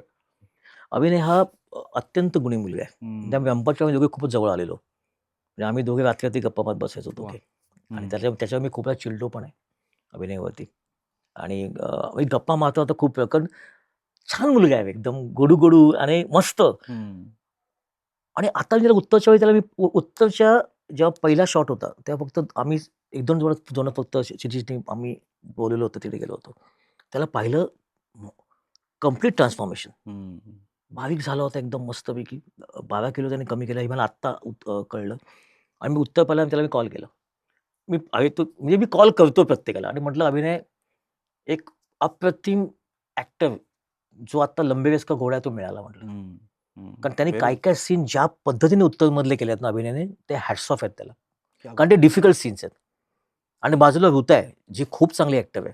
तर ऋता आणि अभिनयचे काही काही सीन्स, अभिनयचे आणि रेणुका शहाणे. रेणुकाताईंचे काही सीन्स अप्रतिम. आणि क्षितीचं सुद्धा कौतुक काय म्हणजे क्षितीज हा कमर्शियल रायटर आहे.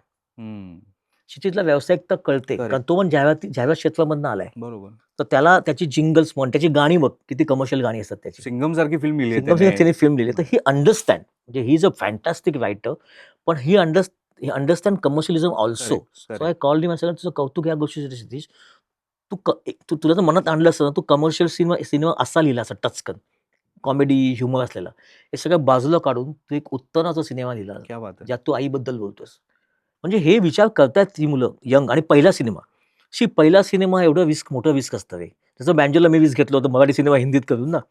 त्या सिनेमाचं जर काही झालं ना, की मग तेच होतं, की अरे पण हा विचार कधी केला का लोकांनी, की असा मराठीतला कोण दिग्दर्शक आहे, त्यांनी हिंदीतला आपला पहिला सिनेमा मराठी माणसांवरती केला.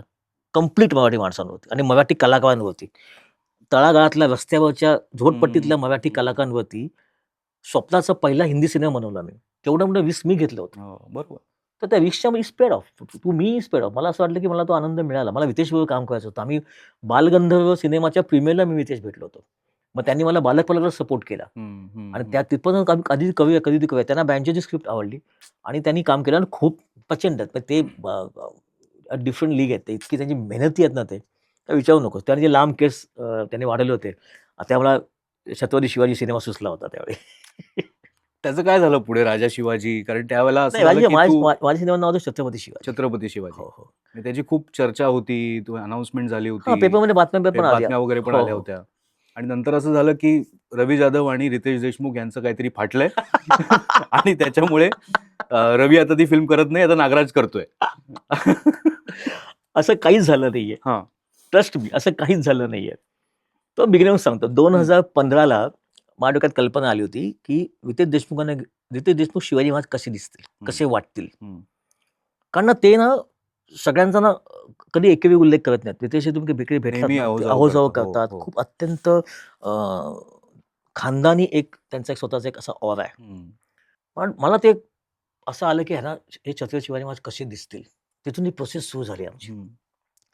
आम्ही लिहायला सुरुवात केली. He got lots exciting. तो म्हणाला, की मी मुंबई फिल्म कंपनीतर्फे मी ही फिल्म प्रोड्यूस करतो. म्हटलं हं. Very good. प्रोड्युसर सुद्धा मिळाला. म्हणजे ॲक्टर पण मिळाला, प्रोड्युसर प्रोड्युसर पण पण मिळाला. मिळाला. अजून हं. काय हवं आयुष्यामध्ये. हं.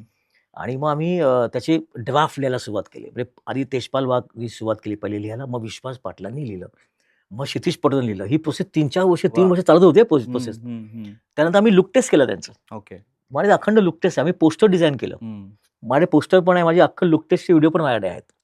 हे झालं आणि नंतर काही अनफॉर्च्युनेट घटना माझ्या पर्सनल लाईफमध्ये झाल्या. म्हणजे मुलाची तब्येत वगैरे. हं. ज्यामुळे मी थोडा मागे-मागे पडत गेलो. बरं. कदाचित बँजोच्या अपयशामुळे असंही झालं असेल. कदाचित तो जो ह्याला डिरेक्शन येतं की नाही हा प्रश्न सुद्धा मी कदाचित निर्मात्यांच्या मनात आला असेल, की ह्याला डिरेक्शनच येत नाही. मग एवढा मोठा सिनेमा कसा करू शकतो? All said and done. मी राजा शिवाजी शूटिंगला गेलो होतो. कारण मी आधी खूप गोष्टी ऐकल्या. हे हल्लीचं सांगतोस तू हो. आता. हं. ज्या पद्धतीने रितेश देशमुख तो सिनेमा दिग्दर्शित करतायत हं. आणि ज्या पद्धतीने त्या स्वतःला झोकून दिलंय ना, ते हॅट्स ऑफ आहे. आम्ही 2014-15ला एक छोटं स्वप्न बघितलं होतं. इमॅजिन कर तो सिनेमा 10 करोडमध्ये किंवा 12 करोडमध्ये, 15 करोडमध्ये बनला असता. हं, हं, हं. ओके. असं इमॅजिन कर. आज ते ज्या स्केलला तो सिनेमा करतायत ना, ती स्केल मी नव्हती पाहिली. Correct, correct. तर त्या स्केलला हॅट्स ऑफ आहे. आणि त्यांची मेहनत त्याच्या मागची. आणि प्रत्येक वेळी जेव्हा नागराज करण्याचा त्यांनी मला कॉल केला, "अरे रवी असं-असं आहे, तर आता नागराजला घेऊन करतोय, उद्या परवा पोस्टर अनाउन्स करतोय." का म्हटलं, "ओके, नो प्रॉब्लेम." हं, हं. जे ते स्वतः डिबेट करतोय तेव्हा त्याने मला कॉल केला होता. "अरे मी आता स्वतःच करतोय." निर्माते म्हणाले, "कदाचित." असेल कदाचित. म्हटलं, "करा." आमचं एकही शब्दाचं भांडण नाही, हं. ना आमचं कधी विसंवाद आहेत. अजूनही जेव्हा-जेव्हा त्यांना वाटतं कॉल किंवा मला वाटतं कधी कॉल करावा, मी करतो. आमचा पहिला प्रश्न असतो, मुलं काय करतात? अंश काय करतो? हे काय करतो? कसे आहेत सगळे? हं, हं, मेघना हं. कशी आहे? शूटला जाणार होतं इतकं मी शूटला गेलो आणि पाहिलं की ज्या पद्धतीने त्यांनी सेट लावले होते. म्हणजे मी आता वन ऑफ द मोठा माणूस आहे जो मी eager to watch that film. हो. तर नथिंग लाइक इट. सी कसं होतं ना, तुमच्याकडे एखादी कल्पना असेल, असं तुम्ही इमॅजिन करा आणि ही कल्पना तुमची स्वतःची एकट्याची प्रॉपर्टी नाहीये. हं. ही महाराष्ट्राची एक मोठं करेक्ट, आराध्य दैवत आहे. करेक्ट. तर ती कल्पना मुळात तुमची कल्पना म्हणून तुम्ही क्लेम नाही करू शकत. त्यामुळे मी ती माझी कल्पना बोलूच शकत नाही. ते आराध्य दैवत आहे, ज्याने अनेक लोकांना भुरळ पाडली सिनेमा करायला. त्यातला मी एक वेडा होतो असं पकडतो. बरोबर. मला त्यात रितेश देशमुख दिसले, की करेक्ट, हे ते करेक्ट. कॅरेक्टर करले. जे मला पहिल्यांदा दिसले. हे मात्र मी क्रेडिट त्याचं घेऊ हं, शकतो, की हं, हे हं. मला छत्रपती शिवाजींच्या रूपामध्ये रितेश देशमुख पहिल्यांदा मला दिसले या महाराष्ट्रामध्ये as a director. As a हे डायरेक्टर. क्रेडिट नक्की घेऊ शकतो. त्यापुढे ते त्या कॅरेक्टरच्या प्रेमात पडले. त्यांनाही वाटायला लागलं, की येस आणि त्यांनी ते पर्सनली घेऊन त्यांनी ज्या पद्धतीने ते सिनेमा कधीही करू शकले असते की 2018ला करू शकले असते, 20ला करू शकले असते. जिथपर्यंत त्यांना वाटलं नाही, की त्या स्केलपर्यंत बरोबर. तो मला बनवता येत नाही, ते पण ते नाही बनवलं. आणि ज्यावेळेला त्यांना जिओची खंबीर साथ मिळाली आणि त्यांना जो प्रॉपर त्यांनी स्केल साठी एक करेक्ट. मोठा स्टुडिओ आणि एक मोठा दिग्दर्शक आणि एक ॲक्टर हे ज्या सगळं एकत्र येतात, त्यातनं कधी छान बनतंय. हं. आणि शेवटी काय होतं ना, शेवटी बनतंय काय हे लक्षात घ्या. बनतंय छत्रपती शिवाजी महाराजांचा सिनेमा. बरोबर, त्याच्या कोणीही आड येऊ नये. मग तो कोणीही असो. बरोबर. कारण मी स्वतः प्रचंड मोठा मी काय अख्खे महाराष्ट्रातल्या करोडो जनता महाराजांची भक्त आहे. जर छत्रपती शिवाजी महाराजांचा मोठा सिनेमा होत असेल, तर तो झालाच पाहिजे. बरोबर आहे. आणि आपण सगळे त्याच्यात सहभागी झाले पाहिजे. बरोबर. मी मध्ये इथेच मस्ती मजाकमध्ये WhatsApp केला. "अरे छोटं कॅरेक्टर तुम्ही बघ मला एखादं." तो म्हणाला, "अरे काय बोलतो?" असंही केलं होतं. त्याला सांगायचं दाढी वाढून मी बसलोय. बोललो, "अबे दाढी काय मस्त वाढली आहे माझी. बघ काय असेल तर." एवढं म्हणजे या टाइपचे आहे. त्यामुळे हे जे लोकं म्हणतात ना वादविवाद, there is not a single वादविवाद, नॉट अ सिंगल भांडण. नाही, लोकांनी तर हेही पण म्हटलं होतं, की नटरंग नंतर अजय अतुल आणि रवी जाधव यांच्यात भांडण झालीत म्हणून त्यांनी बालगंधर्व आणि टाईमपासमध्ये घेतलं नाही वगैरे.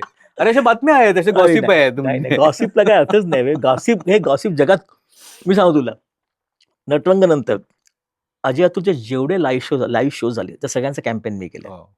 त्या सगळ्यांचं शूटिंग मी केलंय. त्यांचे त्या दोघांचे सर्वोत्तम फोटो माझ्याकडे आहेत. क्या बात आहे. आणि आम्ही प्रत्येक वेळी एवढं एन्जॉय केलंय. म्हणजे आय थिंक दाऊदच्या बाळाच्या शूटिंगला मी गेलो होतो. ते गाणं होतं डीजेचा त्यात बॉस्को त्याचं कव्हर करत होता. आम्ही सतत कुठे ना कुठे भेटत असतो. आम्ही एकत्र काम नाही केलंय. माझं नटरंग नंतर मी काय केलं सिनेमा तू बघ. बालगंधर्व त्यात नाट्यसंगीत होतं. त्यानंतर बालक पालक ज्याच्यावर संगीतच नव्हतं बघायला गेलं तर. टाइमपासमध्ये लव हे होतं रोमॅन्टिक हे होतं. पण मला त्यावेळेस असं वाटतं टाइमपास समा मला असं वाटलं की वेगळंच नवं काहीतरी ट्राय करूया असं. बरोबर. अजय अतुल हे माझ्यासाठी ऑलवेज असं काहीतरी दैदिप्यमान म्युझिक आहे माझ्या मनात. माझ्या ह्याच्यामध्ये ऑलवेज मला ते म्युझिक ना खूप दैदिप्यमान वाटतं. जेव्हा मला मी बँजोला त्यांना अप्रोच केला आम्ही ऑलमोस्ट म्हणजे about to close the deal त्या लेवलपर्यंत आम्ही आलो होतो. तर असं नाहीये की भांडण झालं नाही. अजूनही अजय अतुल माझं कधीच भांडण झालं नाही. ना त्यांचं माझ्याशी ना माझं त्याच्याशी कधीच मी तुला नाही. गॉसिप बद्दल सांगितलं की लोक Gossip. काय म्हणतात आणि लोक काय तुला माहिती आहे का ते बोलतात. दोन्ही कॅम्पेन मी केले होते. त्यांचं सर्व जे पोस्टर आहे त्यांचं जे असं हात बीत आहे ते मी केलंय. त्यांचा लोगो मी केलाय कोणाला माहिती आहे का? हे सगळं कधी म्हणजे आत्ता सव्याच्या आधी कधी. करेक्ट. आणि त्यांची ना जी गाणी मला खूप आवडतात ना प्रत्येक अल्बममध्ये त्यांच्या ना एक गाणं मला वाटतं की बरोबर हे त्यांचं Correct, आहे म्हणजे हे correct. आहे. सो वेडमध्ये एक गाणं आहे त्यांचं की भेसुरी. म्हटलं हे कुठून आलं हे इंटरनॅशनल हे म्हणजे बियॉन्ड इमॅजिनेशन आहे. तर ते माझ्यासाठी आधी दैवी होते आताही दैवीच आहेत. आणि आमचं मी सांगतो ना तुला ज्यावेळी मला असं वाटेल ना माझ्या मनाला असं वाटेल की काहीतरी त्यांना त्यांच्याकडे घेऊन जायला माझ्याकडे काहीतरी आहे दैदिप्यमान. त्यावेळी त्यांना मी अप्रोच करीन. नाहीतर नाही कारण ते ऑलरेडी ते बिझी आहेत. ते मोठे मोठे प्रोजेक्ट करतात. बरोबर आहे. मोठे आता माझ्या शिवाजी म्युझिकचे करतात इठाचं म्युझिक ते करतात. आणि त्यांचं म्युझिकची प्रोसेस मी पाहिली आहे. ते अखंड बुडून काम करतात त्याच्यामध्ये. ते वेळ काळ बघत नाहीत. ते दिवस रात्र त्या मोमेंटला त्यांना कळत नसते काय आहे ते. तर त्यांना पुश करणं आम्ही 5-6 महिन्यात करावं वगैरे ते मग ती क्वालिटी मिळणारच नाही मला. जी अजय अतुलची क्वालिटी आहे. कारण ते वेळ घेतात पण जेव्हा देतात तेव्हा ते दैवी कार्य देतात. तसं पाहिजे. जसं शिवाजी बी केला असता रितेश बरोबर तर 100% अजय अतुल. मी दुसरीकडे अप्रोच पण नसतो झालो. बरोबर. हे कन्फर्म होतं. म्हणजे हे कन्फर्मच आहे. बरोबर. नाही मगाशी तू विजन बद्दल म्हणालास ना 2014 मध्ये तुला जे दिसलं होतं हे सगळं ऐतिहासिक सिनेमे यायच्या आधीच सांगतोस. सगळ्यात आधी म्हणजे खूप कोणीच नव्हतं सिनेमे केलं. नंतर आले आणि नाही. आता तर खूप येत 13 वर्ष मुलांची लव्ह स्टोरी जी झाली होती बालक पालक मध्ये आणि टाइमपासमध्ये त्याच्यानंतर त्या खूप झाल्या. खूप सिरीज झाल्या. त्याच्या आधी नव्हती केली. पारंपरिक तमाशा सिनेमा माझ्या आधी खूप वर्ष आधी माझ्या ज्येष्ठ श्रेष्ठ ज्यांचे माझे गुरु मानतो असे वालजी पेंढारकर अशा लोकांनी केलं होतं. बरोबर. मी नाही म्हणतो मला एखाद्या गोष्टीची भीती वाटते ना ते काम मला करावं असं वाटतं. क्या बात. नटन करताना भीती वाटली होती कारण तमाशाचं काहीच माहित नव्हतं. बालगण करताना भीती वाटली होती कारण नाट्यसंगीताचा अभ्यास नव्हता. बालक पालक केली सेक्स एज्युकेशन खूप भीती वाटली की लोक कसं याला रिसीव्ह करतील. टाइमपास केला एवढी लहान म्हणजे पेपरवाल्या मुलाची लव्ह स्टोरी पेपरवाला मुलगा हिरो पिक्चरचा. हे म्हणजे भीती वाटली होती मला कळायला. न्यूड करताना प्रचंड भीती वाटली की हे न्यूडचा समजेल. खूपच धाडसी विषय हो होता ते तो. अजून इंडियात बनला नाही असा सिनेमा भारतात नाही बनला अजून. तर सांगतो ना फॉर एक्झाम्पल मी आता महेश चिनावला टाइमपास 1 टाइमपास 2 टाइमपास 3 मध्ये अमित वाघला घेतलं. असं तर महेश ज्यांचं माझं भांडण झालं असं नाहीये. मुळीच नाहीये. का मला अमित जास्त आवडतो असंही काही नाहीये. मला वाटलं अमित काहीतरी केलं पाहिजे. तू फोक आख्यान घेतलं म्हणजे अमित राज बरोबर तुझं भांडण झालं. अमित धागा धागा गाणी मला एवढी आवडतात. बट टाइमपास वाली नजर काढ देवा नावाचं गाणं आहे. आता ते ट्रेंडिंग मध्ये सतत नजर काढ देवा ते माझ्या आईचं हे होतं. माझ्या आईवर नजर काढायची माझी आणि जाईपर्यंत म्हणजे मी डोंबिवली व्हायची आई मी ठाण्याला व्हायचो. घरी गेलो काही नजर काढत बसायची माझी आणि ते आल्या गेल्यांची. तर मी क्षितिज तू आईला विचार ना आजी बिजी कशी नजर काढायची त्यातले काही शब्द क्षितिजने आईकडनं त्याच्या आईकडनं विचारून ते गाणं लिहिलं आम्ही नजर काढत देवा. तर ते इमोशन येतात प्रत्येक सिनेमामध्ये आणि कोणाशीच भांडण नाही. लोक म्हणतात माझं महेश लेवाचं सुद्धा भांडण आहे माहिती तुला आम्ही माझं सगळ्याचीच भांडण असं मला वाटतं. पण मी रिपीट नाही केलंस ना कोणाला मी पार्टी लोक म्हणतात की भांडण आहे कुठे वे असं काही नसतं. आणि मला महेशनं सांगतो ना महेशने माझ्या आधी 7 सिनेमे केले होते. नटरंगच्या आधी 6 नटरंगचा 7वा सिनेमा होता. पण त्याने केलेला उत्तरायण मला आवडला आणि माझा कॉन्फिडन्स वाढला की मी सिनेमा करू शकतो. कारण उत्तरायणचे दिग्दर्शक बिपिन नाटकर्णी सुद्धा ऍडवाला होता. आणि त्यांच्या सक्सेस पार्टीला मी गेलो होतो उत्तरायणच्या. त्यामुळे असं कसं होऊ शकतं मला कळत नाही. जेव्हा टाइमपास झाला तेव्हा महेश स्वतःचा सिनेमा करत होता. त्या पोणाव्या मुलीचा काय नाव त्याचं उपेंद्र लिमे त्याच्यामध्ये होता. येलो पॅरलल चालू होतं शूटिंग यार. कसं करणार सांग मला तू. असं का असं काय तेवढं त्यामुळे आणि तुला वासुदेव चर्चा सांगितल्या बघ, फक्त म्हणजे मला नावं पण सुचवतात. मला डीओपी पाहिजे. तर महेश असिस्टंट वासू होता की खरं आहे. त्यांच्या नावात. त्यामुळे असं नाही की लोक जोडली गेली आहेत रे. फक्त काम एकमेकांना करत नाहीत. बरोबर. डेट एकत्र मॅच होत नाहीत. टाईम स्पॅन एकत्र मॅच होत नाही. कधी-कधी बजेट्स मॅच होत हो, नाहीत. हो, हो. त्यामुळे कधी एकत्र काम गिव्हन चॉईस सगळ्यांबरोबर काम करायला आयुष्यात पुन्हा आवडेल. म्हणजे अजय अतुल, महेश लिमये, झी स्टुडिओ ही सगळी गँग पुन्हा एकदा काम करायला अमृता असेल, सोनाली पुन्हा एकत्र कधी घडवायला खूप आवडेल. बरोबर. पण इट्स व्हेरी डिफिकल्ट टू हे सगळं कंबाईन करणं. हे बरोबर. हे असं होऊन जातं. Correct, correct. तर तसं तर होऊन गेलं. काय आणि त्याच्यामुळेच तुम्ही सगळे सगळे बिझी झालात ना. सगळे बिझी झाले. नटकमुळे सगळे बिझी झालो नटरमुळे आम्ही. सगळे बिझी झाले. हो. पण मग आता राजा शिवाजीबद्दल तू सांगितलं, छत्रपती शिवाजीबद्दल सांगितलंस.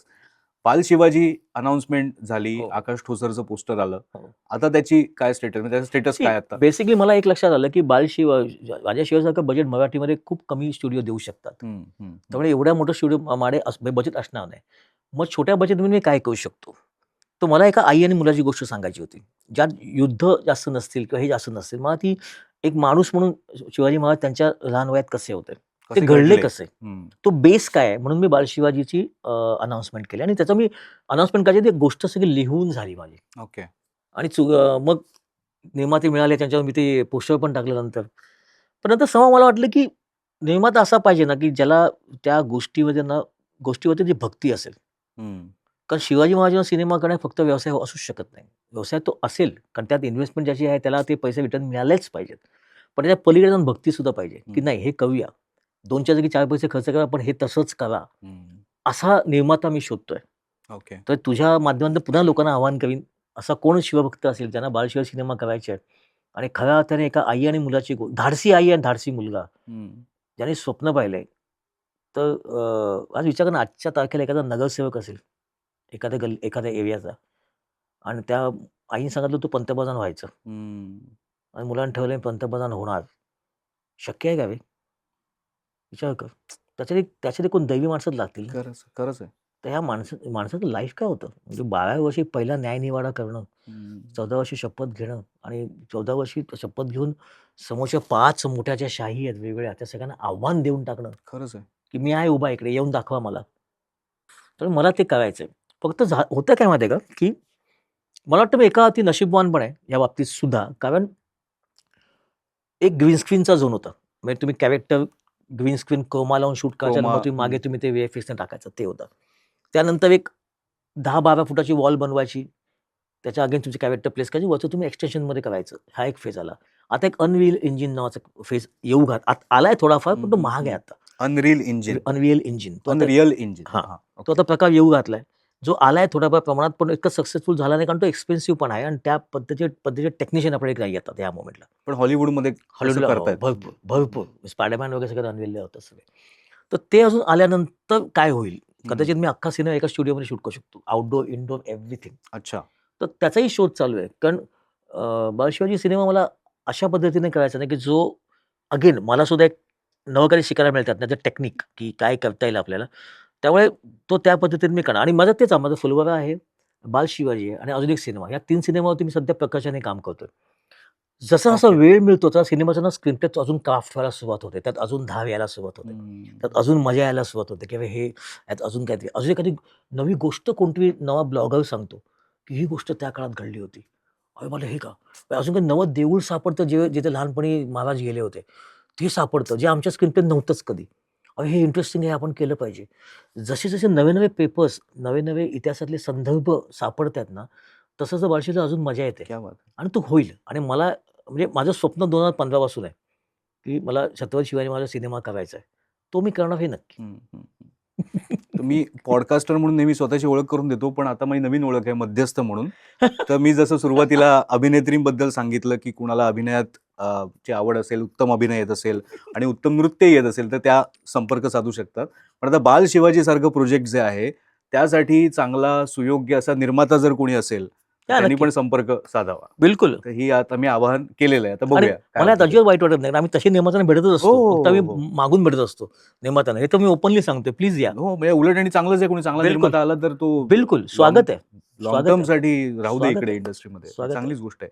मध्यंतरी तुझे 2 महत्त्वाचे प्रोजेक्ट ताली आणि मैं अटल हूँ हं. आणि दोन्ही बायोपिक. हो.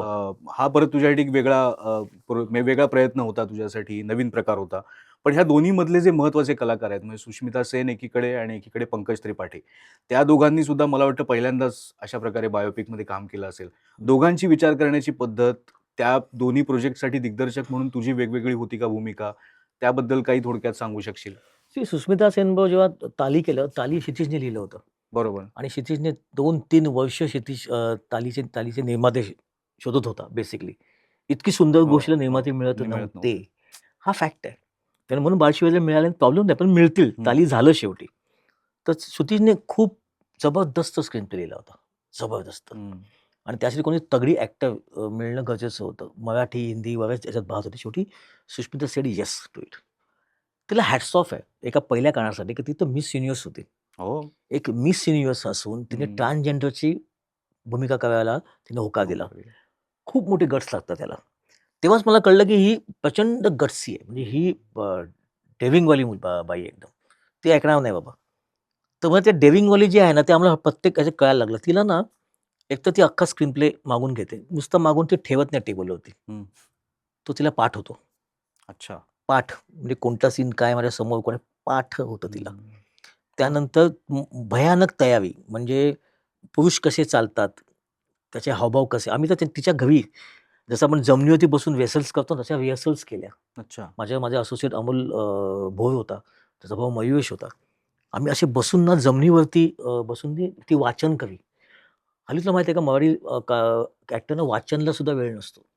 हो. त्या सुत्परा सेन येते, वाचन करते. 1 दिवस नाही, सतत आठवडाभर वाचन करते. हे कॅरेक्टर काय आहे? हे असं का? ही ती त्यांची देवी काय असते? मग ते देवीचं ते मग काय असतं? ते डोक्यावर उचलून ते काय चालतात? तर ते अशाच साड्या का घालतात? त्याच दिवशीच हं. गोल साडी का घालतात? नऊवारी का घालत नाही? असे सगळे प्रश्न तिने आम्हाला विचारून घेतले. हे सगळं झाल्यानंतर आमच्या शूटला गेलो. ती त्यावेळी बघितली अबब! म्हणजे आम्ही त्यावेळी असायचो ना सगळं करून म्हणजे. ती म्हणाली, की "सर" आणि सर म्हणायची खूप रोज पाया पडायची डिरेक्टरच्या म्हणजे माझ्या रोज. आल्यानंतर सगळ्यांसमोर यायची. तिची ती स्टाईल होती अशी कथ्थकसारखी अशी आणि पाया पडायची. रोज, रोज. म्हणजे आपण काय म्हणजे आपण ह्याच्यात काय बघितलं आयुष्यात. मगाशी पण माझ्या पोरांनी यंग पोरांनी कधी मला पाया पडलेलं मला आठवत नाही सेटमध्ये आल्या-आल्या. नाही आठवत नाही मला. रोज. खूप शिकण्यासारखं होतं त्या दिवशी. आणि ती मला म्हणाली, की "सर एक माझी तुम्हाला फक्त रिक्वेस्ट आहे." म्हटलं, "काय?" ती म्हणते ना, "हे आता सेट हा तुमचा आहे. तो मी नाही पाहिला याच्या आधी." तिने तिने तो पाहिला नाहीये. रिहर्सल झाली, डायलॉग कसे बोलायचे, समोरचं कॅरेक्टर काय, त्याचं लाईफ काय, तिला सगळं कळलंय. पण ही जागा तिला माहीत नाही. इथे सोफा आहे, इथे चेअर आहे, इथे विंडो आहे, हं. इथे हे, इथे हे आणि तिला तो सीन करायचा आहे. तर असं मी आता पहिल्या सीनमध्ये पहिल्या टेकमध्ये जे करीन, ते सगळं नॅचरल असेल. कारण मलाच माहीत नाही मी कुठे जाणार आहे. हं. मलाच माहीत नाही. तुम्ही म्हणजे आम्ही त्याला ब्लॉकिंग द्यायचो. इथून तू त्या मुलीकडे जायचं आणि त्या मुलीकडे जाऊन बोलायचं. मग तिथून त्या बाईकडे जायचं. तेव्हा ठीक आहे. इथून त्या मुलीकडे पण त्यामध्ये मी काय करीन मला आठवत नाही. मला माहीत नाही. त्या मुलीकडे गेल्यावर त्या बाईकडे जाईपर्यंत मध्ये मला कोण माणूस दिसला काय मी त्याला काय रिएक्ट करीन मला माहीत नाही. कारण ते ते म्हणे ते येणार. ते नॅचरली येणार. आता मी ते पुढचा काही मिनिटं मी जगणार आता गौरी सावंत. म्हणे की सर मेक शुअर माझा पहिला टेक तुम्ही चांगल्या पद्धतीने कॅप्चर कराल. मग त्या पहिल्या टेकमध्ये तिचा एक मिड आणि एक क्लोज आम्ही घेऊन ठेवायचो. हं. आणि त्यामुळे माझा दुसरा टेक आहे ना, तो माझ्या पहिल्या टेकची कॉपी असेल. हो. मी प्रयत्न करीन की तो अजून बेटर करावा, पण तो पहिल्या टेकचीच कॉपी असणार. पण पहिला टेक माझा तुम्ही घ्या, तो नॅचरल असेल. तालीमधले सुष्मिता सेनचे जेवढे सीन आहेत, त्यातले 95% तिचे फर्स्ट टेक आहेत. लोकं म्हणतात का तिचा परफॉर्मन्स सगळे पहिले टेक आहेत, फर्स्ट टेक. काय म्हणजे विचार कर की काय ताकदीची कलाकार आहे. ताकद म्हणजे भयानक. मग नंतरचे टेक तू तुझ्या समाधानासाठी घेतले असशील किंवा नंतर नंतर काही पहिलं वाईड घेऊन ठेवायचं नंतर. एक बरोबर. वाईड घेऊन ठेवायचं कारण एस्टॅब्लिशमेंटसाठी. हं. मिड क्लोज ते व्हायचे. टॉकी सीन सगळं संपवायचं. Just walking to left to right वगैरे ते नंतर घेऊन ठेवायचो. पण त्याच्याआधी पॅरामीटर ठरले असायचे की इथून इथे इथून ती गेली आहे. हं. तेव्हाच कळायला लागायचं. आणि वाईडमध्ये काही एक्सप्रेशन नाही, काय नाही. ते सगळं झालेलं असायचं. निश्वास सगळा तिचा तो क्लोजमध्ये झालेला असायचा सगळा. दुसरं तुला अजून सांगतो, अजून एक किस्सा सांगतो जो खूप महत्त्वाचा किस्सा आहे. ती आर्या करत होती. तिला मॅसिव्ह हार्ट अटॅक आला. तिकडून तिला एअरलिफ्ट करून मुंबईमध्ये तिला हॉस्पिटलमध्ये आणलं. आणि तिचे ते हे झाली, सर्जरी झाली. 5वा-6वा दिवस असेल रे तिच्या सर्जरीनंतरचं. मेन आर्टरीतले ब्लॉक्स काढले होते. मला तिचा संध्याकाळी कॉल आला. सर म्हणजे हेवी आवाज, "सर हाऊ आर यू?" हं. "अरे how are you Sushmita? You म्हणजे हॉस्पिटल डिस्चार्ज मिळाला का?" "हो," म्हणे, "मी दुसऱ्या दिवशीच घरी आले," म्हणे हॉस्पिटलमधनं. मग म्हटलं काय म्हणे एव्हरीथिंग इज ओके ना? हां सर. तुम्हाला माझा आवाज कसा वाटतोय आता? म्हटलं एकदम हेवी वाटतोय. अग्निपथच्या अमिताभ सकाळचा आवाज वाटतोय मला. हां, बिकॉज ते खूप हेवी गोळ्या आहेत सर, खूप हेवी डोसेस आहेत आणि थकवा पण आहे ओव्हरऑल सगळ्याचा, तर आवाज खूप हेवी झालाय. म्हटलं हां, मग एक रिक्वेस्ट आहे. म्हटलं काय? उद्यापासून डबिंग करूया का? म्हटलं अरे, तू आत्ता हॉस्पिटलमधनं आलीस ना, तुला 1 महिन्याचं रेस्ट असेल ना? नाही सर, हा आवाज इतका चांगला आहे ना आत्ता, मला वाटतं अख्खा ताली आपण ह्याच्यात डब करून टाकूया.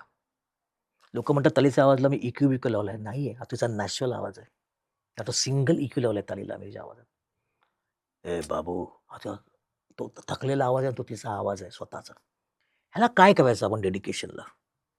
वरचे दुसरे जंटलमन जे आहेत, पंकज त्रिपाठी. पंकज त्रिपाठीकडे गेलो ना, आपण हॅपी होतो. आपण आनंदी होतो. का तो समोरच्या माणसाला आनंदी करतो. तो कुणाला दुखवत नाही. पण त्याचा अभ्यास प्रचंड असतो. पण तो त्याचा अभ्यास दाखवत नाही. इतका जॉली, इतकी मस्ती आणि आपल्याला वाटतं की आपण आपल्या घरच्याच मोठ्या भावाकडे आलोय. असं आपल्याला एक फील त्याच्या घरी गेलो की "सर कैसे हो आप? क्या करोगे आप?"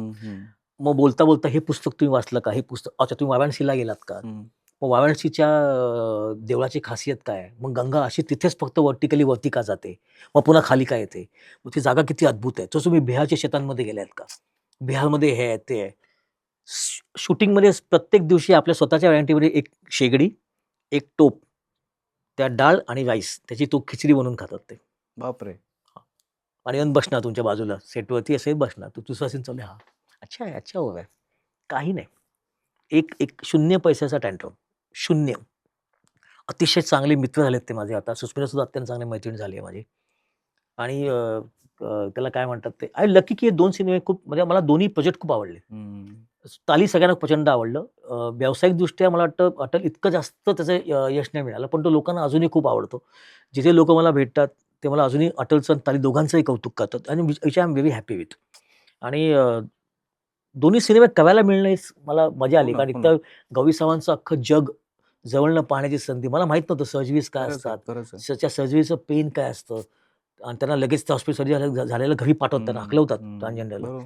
ते बेडवर ठेवत पण नाहीत त्यांना. मग ते कसे घरी जातात त्या अवस्थेमध्ये, हातामध्ये हे घेऊन वगैरे. ते सगळं वेगळं जग खरंच आहे. पाहायला मिळालं. हे सगळं म्हणतो ना, भीती वाटते मला सुरुवातीला हे सगळं करताना, की करता येईल की नाही. पण जेव्हा ते झालं असतं ना, तर ते तेव्हा समाधान लागतं, की नाही आपण त्यातनं त्यातनं गेलो म्हणून आपण शिकलो. नाहीतर ते होत करेक्ट, नाही. Correct, correct. म्हणजे तू मगाशी म्हणालास तसं ना, की तमाशापासून बालगंधर्व असतील सगळे हे जे विषय आहेत, ताली वगैरे नवीनच होतं तुझ्यासाठी हो. सगळं आणि ते तुला शिकायला मिळालं, बघायला मिळालं. तू सतत कलाकारांचा उल्लेख करतोयस, की त्यांच्या डेडिकेशनचा उल्लेख करतोयस. काही दिग्दर्शकांचं असं म्हणणं होतं, की मराठीत आता तो ट्रेंड आलाय, की 4-5 जण बरोबर असतात ॲक्टर्सच्या आणि व्हॅनिटी पाहिजे. म्हणजे बऱ्याच त्यांच्या मागण्या पण वाढल्या आहेत. काही दिवसांपूर्वी अनुराग कश्यप जे हिंदीतल्या कलाकारांबद्दल बोलत होता, तसं हं. मराठीत झालंय. तर खरंच असं झालंय, नाही, नाही. की मला बेसिकली मी ऐकलंय. माझ्या हां. कानापर्यंत आलं. पण मला असा अनुभव अजून काही आला नाहीये. हं. कारण नटरंगला एक व्हॅनिटी होती 3 डोअरची. नाही ते तर खूप म्हणजे आता हां, 16 वर्ष झाली सांगतोय. त्याला. हां, त्याचा बरोबर. शेवटचा सिनेमा दोन्ही हिंदी असला तिथे तर फुल तामझाम सगळ्यात चांगला होता. सी बेसिकली काय आहे ना, की आता मला एका गोष्टीचा आनंद सुद्धा खूप होतोय. हं. आज मराठी ॲक्ट्रेस आपल्या आहेत किंवा ॲक्टर आहेत ते मागतायत ना काहीतरी. किती वर्षानंतर मागितलं त्यांनी? किती वर्षाचा स्ट्रगल आहे त्यांचा?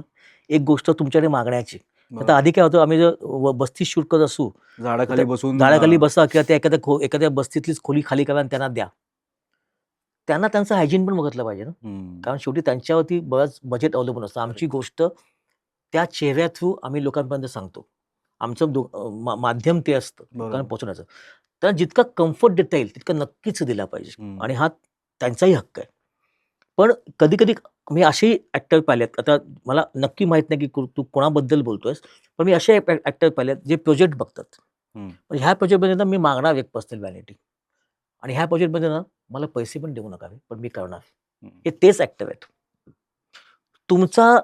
तुमची गोष्ट त्या तोडीची आहे का? ज्यावेळी तुम्हाला ॲक्टर म्हणेल की मला एकही सुविधा देऊ नकोस, मला सिनेमा करायचा आहे. हं. मला वाटत नाही मराठीतला कोणीही ॲक्टर किंवा कोणीही ॲक्ट्रेस अशा कथेला किंवा अशा चित्रपटाला हे करतील, टँट्रम टँट्रम करतील. करतील नाही वगैरे करणार. असं. पण बरोबर. त्यांना माहिती असतं की नाही रे नाहीये म्हणजे भाई म्हणजे मला पाहिजे या मोमेंटला. असंही असू शकतं ना. आम्ही बरोबर. डायरेक्टर सुद्धा जिथे आम्हाला माहिती असतं की ह्या जेन्युइन कथा आहे, जेन्युइन रायटर आहे आणि जेन्युइन प्रोडक्शन हाऊस आहे.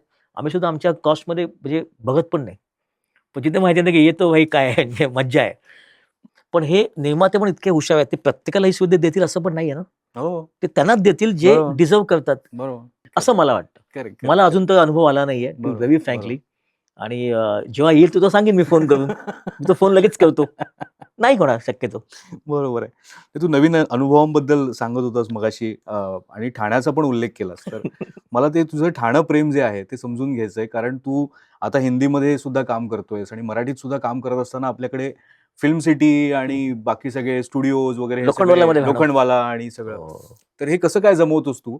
आणि ठाण्यातनं कधी ह्या बाजूला यायचा, मुंबईत यायचा विचार कधी झाला नाही का म्हणजे? जेव्हा मी माझा जन्म प्रभादेवीतला, रवींद्रनाथ मंदिरच्या समोरचा. हं, त्यानंतर आम्ही आदर्शनगरमध्ये शिफ्ट झालो वाडीला. त्यानंतर आम्ही डोंबिवलीला गेलो. हं, आता काय झालं ना, उपनगरातलं लाईफ ना समहाऊ मला आवडतं. हं. डोंबिवली आहे, मग नंतर मी तिकडे ठाण्याला आलो. ठाण्याला आलो हे व्यावसायिक कारणाने आलो, कारण डोंबिवलीत 11-12 नंतर जाणंच डिफिकल्ट आहे सध्या. त्यामुळे मग ठाण्यात आलो, की ॲटलीस्ट 1 तासात, दीड तासात पोहोचतो. हं, समहाऊ मुलं तिथे मोठी झाली लहानपणापासून. दोन्ही मुलांचे मित्र सगळे तिथलेच. हं. अगदी त्याच्या प्राथमिक शाळेपासूनची सगळी मित्र तिथे आहेत. मेघनाच्या सगळ्या मैत्रिणी तिथे आहेत. आता केवळ माझ्या सिनेमाच्या हट्टापायी हं. या सगळ्यांचं बॉन्डिंग तोडून त्यांना मी इथे आणणं हे खूप चुकीचं आहे. बरं. तर मी आणत नाही. दुसरी गोष्ट म्हणजे मला जेव्हा माझं जे पोस्ट प्रोडक्शन ठाण्यामध्ये असतं, मीटिंग ठाण्यामध्ये असतं, माझं अतिशय सोपं आहे. हं, मी 7:00-7:30ला ठाण्यातून निघतो. मी 45 मिनिट्समध्ये अंधेरीला पोहोचतो. हं. 7:45ला. सकाळी लवकर निघायचं. हां. आणि हां. 7:45ला पोहोचायचं. तिथे हं. छान ऑमलेट पावची गाडी आहे हं. किंवा एक मिसळ पावची गाडी आहे. तिथे जाऊन आपलं 20 अर्धा तास मस्त त्या ब्रेकफास्ट करायचा हं, तिथे. हं. कारण नंतर ते हाय-फाय ब्रेकफास्ट फालतू असतात. वरती चहा पण बकवास मिळतो. सगळ्या बऱ्याचशा घरच्या चहा खूप हं. मशीनचा असतो, तो आवडतच नाही. बाजूला एक चहावाला असतो. तो छान आलं-बिलं टाकून बिकून चहा बनवतो. सगळं अर्धा तास झालं, की मग 8:30ला मीटिंग तिकडे वरती सुरू करायची. 8:30 मीटिंग चालू झाली, की साधारणतः 4-4:30ला तिथून निघायचं अंधेरीतनं. 5:30ला घरी टच. हे होतं. हं. आणि हे मी सातत्याने करतो. इनफॅक्ट आता माझे एडिटर वगैरे जे आहेत ना, त्यांना माहिती आहे. सर सकाळी 8ला एडिटला बसणार. मी 7ला निघून 8ला एडिटला येतो आणि हां. सर 4 वाजता जाणार. मग 4 नंतर ते तिथले जवळ राहणार ते करेक्शन करत बसतात. करेक्ट, करेक्ट, पण ते करेक्ट. कधी-कधी प्रॉब्लेम असा होतो, कधी-कधी प्रीमियर असतो आणि मित्रांचा सिनेमा असतो, हं. प्रीमियर असतो, ज्याला जायची प्रचंड इच्छा असते आणि निघायच्या वेळी Google मॅप पाहिला तर कळतं 2 तास लागणार पडतात, तेव्हा मग कॅन्सल करायला लागतं. हा एक फक्त वाईट वाटणारी गोष्ट तीच, की मला हं. अ, खूप आवडतं प्रीमियरला जाणून मित्रांना भेटणं. पण ते जात नाही. ते मी काय करतो 2 दिवसानंतर तो सिनेमा सिने वनडेला बघतो हं. थिएटरमध्ये. बरोबर. एकटा शांतपणे जाऊन तो सिनेमा बघतो आणि मग लगेच त्यांना कॉल करतो, की असं-असं मला वाटलं म्हणून. ते बेस्ट आहे एकदम. पण अशी चर्चा होती किंवा असं म्हटलं जातं, की ठाण्यामध्ये एक समांतर फिल्म सिटी तयार होतीये. तर ते खरं आहे का? आणि सी तसं होऊ शकतं का म्हणजे? बालक पलकला मी पहिल्यांदा शूट केलं. अख्खा सिनेमा ठाण्यामध्ये. हो, अख्खा. हो. एकही सीन बाहेर शूट केला नाही. पण ठाण्यात पण म्हणू शकत नाही. माझ्या घरापासून 1.5 किलोमीटरच्या आतमध्ये केलं. हं, हं. मी अख्खा ठाणा पण नाही. घरापासून 1.5 किलोमीटर. हे लोकेशन, ही शाळा आहे. तिथे शूट केलं. कारण टाईमपास अख्खा ठाण्यात शूट केला. हं. जवळ-जवळ अख्खा. टाईमपास टू आम्ही कुडाळला वगैरे गेलो होतो. पण टाईमपास 1 सुद्धा अख्खा ठाण्यात बऱ्यापैकी शूट ठाण्यात. केलं. हं. त्यानंतर ठाण्यात बरेचसे असे एम्प्टी बंगलो होते, काही वस्त्या होत्या, काही बिल्डिंग्स तिथे शूटिंगला द्यायला सुरुवात केली. मग तिथे अनेक अनेक टीव्ही सीरियल्स यायला लागल्या. हं. आणि आता तर ओवळा-बिवळा जो एरिया आहे तिथे अनेक टीव्ही सीरियल होतात. हो. त्यामुळे त्या टीव्ही सीरियलमधले जे कलाकार असतात, ज्यांना त्यांची कमिटमेंट माहिती असते, की 6 महिने, 8 महिने, 1 वर्ष, ते ठाण्यात घर भाड्याने घेतात. तर हं. त्यांना रोज ते घोडबंदर मागे जाणं, तो एक डेंजर आहे ना. घोडबंदरच्या बरोबर. आधी माणूस दुबईला पोहोचतो किंवा मस्कतला पोहोचतो. तर तिथून ते जाणं, त्याचे लोकं म्हणतात ठाण्यामध्ये आम्ही फ्लॅट घेऊ. मग लोकं ठाण्यात राहायला येतात भाड्याने. हं, हं. एक गोष्ट चांगली की लोकं भेटतात मग कधी-कधी करेक्ट, ठाण्यामध्ये वगैरे. करेक्ट. आणि पोल्युशन मुंबईपेक्षा कमी आहे. हं. माणसं जवळ येणारी, आजूबाजूला भेटणारी इतकी वर्ष मला तिथेच बघून माझ्या सेल्फी काढायला येत नाहीत. कारण हा माझा इथेच राहतो आणि हा इथेच खाली इडली खायला येतो सकाळी. तर हां. त्याच्यात काही नाविन्य त्यांना राहिलं नाही हं, आता. हं. आणि ते मलाही आवडतं कारण माझं अख्खं लहानपण बरोबर. माझं अपब्रिंगिंग असंच गेलंय. मला बाउन्सर काय घेऊन फिरायला आवडत नाही. माणसं घेऊन फिरायला आवडत नाही. हं. मला माझं-माझं फिरायला आवडतं. मला एकटं-एकटं जायला आवडतं. मला माझी एकटी-एकटी गाणी ऐकायला आवडतात. हं, हं. माझी एंट्री मागून असते कधी-कधी. म्हणजे नाटक-बिटक बघायला मी सांगतो, मला पुढच्या सीटवर बसू नका. हो, हो. एकदम बॅकने यायचं, हळूच नाटक बघायचं किंवा विंगेतनं बघतो. मी अनेक नाटकं विंगेतनं बघितलीत. त्यामुळे हे अपब्रिंगिंग समहाऊ आहे आणि ते आवडतं. पर्सनल लाईफ प्रचंड आवडतं. पर्सनल प्रायव्हसी प्रचंड आवडते आणि त्यामुळं सतत लोकांसमोर येणं किंवा सतत गर्दीमध्ये असणं मला पर्सनली आवडत नाही. ह्या निमित्ताने तू आता ठाण्यामधल्या सांस्कृतिक चळवळीबद्दल पण सांग. टॅग नावाने जी प्रसिद्ध आहे ठाणे आर्ट गिल्ड आणि त्यामध्ये तुझा पण महत्त्वाचा सहभाग आहे. हं. कसा फायदा होतो एक सगळ्या म्हणजे नाट्यकर्मींना असेल, त्या क्षेत्रातल्या लोकांना असेल? ॲक्चुअली नटरंगच्या नंतरच मला नटरंगमध्ये उदय सबनीसने काम केलं होतं. नंतर 1-1.5 वर्षानंतर मी माझ्या समोर किराणा माल वगैरे काहीतरी घेत होते. तिथे उदय समने दिसला. हं. त्यांना दादा तुम्ही कुठे राहता? हं. तो म्हणला, रवी इस्टेट. हं. म्हटलं मी पण इथेच राहतो रवी इस्टेटला. मला माहितीच नाही उदय समने तिथे राहत तिथे होते. राहतो. मग उदय समनीस खूप डबिंग करायचे. हं. तर ते म्हणाले, इथे साउंड स्टुडिओ पण चांगला आहे, मिक्स बॉक्स नावाचा. म्हटलं इथे साउंड स्टुडिओ चांगला आहे? म्हणलं हो. मग मला हळू कळलं की ठाण्यात इतके कलाकार आहेत आणि ते इतकं चांगलं-चांगलं काम करतात. त्यांना एकत्र आलं तर काय मजा येईल. मग मी ते माझी कल्पना अनेक लोकांना सांगायला लागलो, की आपण एक ठाण्याचा 8वी जणांचा ग्रुप करूया का? मग खूप लोकांना सांगितल्यानंतर एक मित्र भेटला, ज्याने याच्यावर विश्वास ठेवला होता, तो विजू माने. हं. तो म्हणला, "हां, करूया." पण माझ्यापेक्षा ठाण्यातले जास्त कॉन्टॅक्ट विजूचे आहेत. तेच. मग विजूने तो हळू-हळू घाट बांधायला सुरुवात केली. लोकांना जमवायला सुरुवात केली. हं. मग सगळे एक-एक लोकं येत गेले. उदय सबनीस आहेतच सगळे आणि मग अनेक अप्रतिम माणसं जोडली गेली. आज इतकी वर्ष झाली. ठाणा आर्ट गिल्ड दर महिन्याला नाट्यगंध म्हणून आमचा आमचे वेगळे ग्रुप आहेत. नाट्यगंध, हं. चित्रगंध, रसगंध, हं. काव्यगंध त्या ह्याला. तर त्यांनी नाट प्रत्येक महिन्याला एक असं एकांकिका नाटक दाखवतो, जे अप्रतिम आहे, जे प्रायोगिक आहे, जे तुम्हाला सहसा पाहायला मिळणार नाही. बरोबर. त्यात आम्ही एवढे अप्रतिम प्रयोग पाहिलेले आहेत. त्यानंतर प्रत्येक महिन्यात एक चित्रपट दाखवला जातो. तो इंटरनॅशनली रिजनल लँग्वेजचा असतो. त्याच्यावर चर्चा होते. त्यानंतर काव्यगंधमध्ये कवितांचं वाचन होतं. पुस्तक वाचनाचा एक वेगळा कार्यक्रम आहे. त्यानंतर रसगंध जिथे फक्त फूड याच्याबद्दल हे होतं. वाह! आता मी, विजू आणि उदय त्याचे ट्रस्टी आहोत या ठाणे आर्ट गिल्डचे. पण माझ्यापेक्षा जास्त मेहनत विजू आणि उदय सबनीस करतात आणि आत्ताची जी कमिटी आहे, हं. आत्ताची जी कमिटी आहे महेश चांदोरकर, ती सगळी माणसं खूप जास्त मेहनत करतात.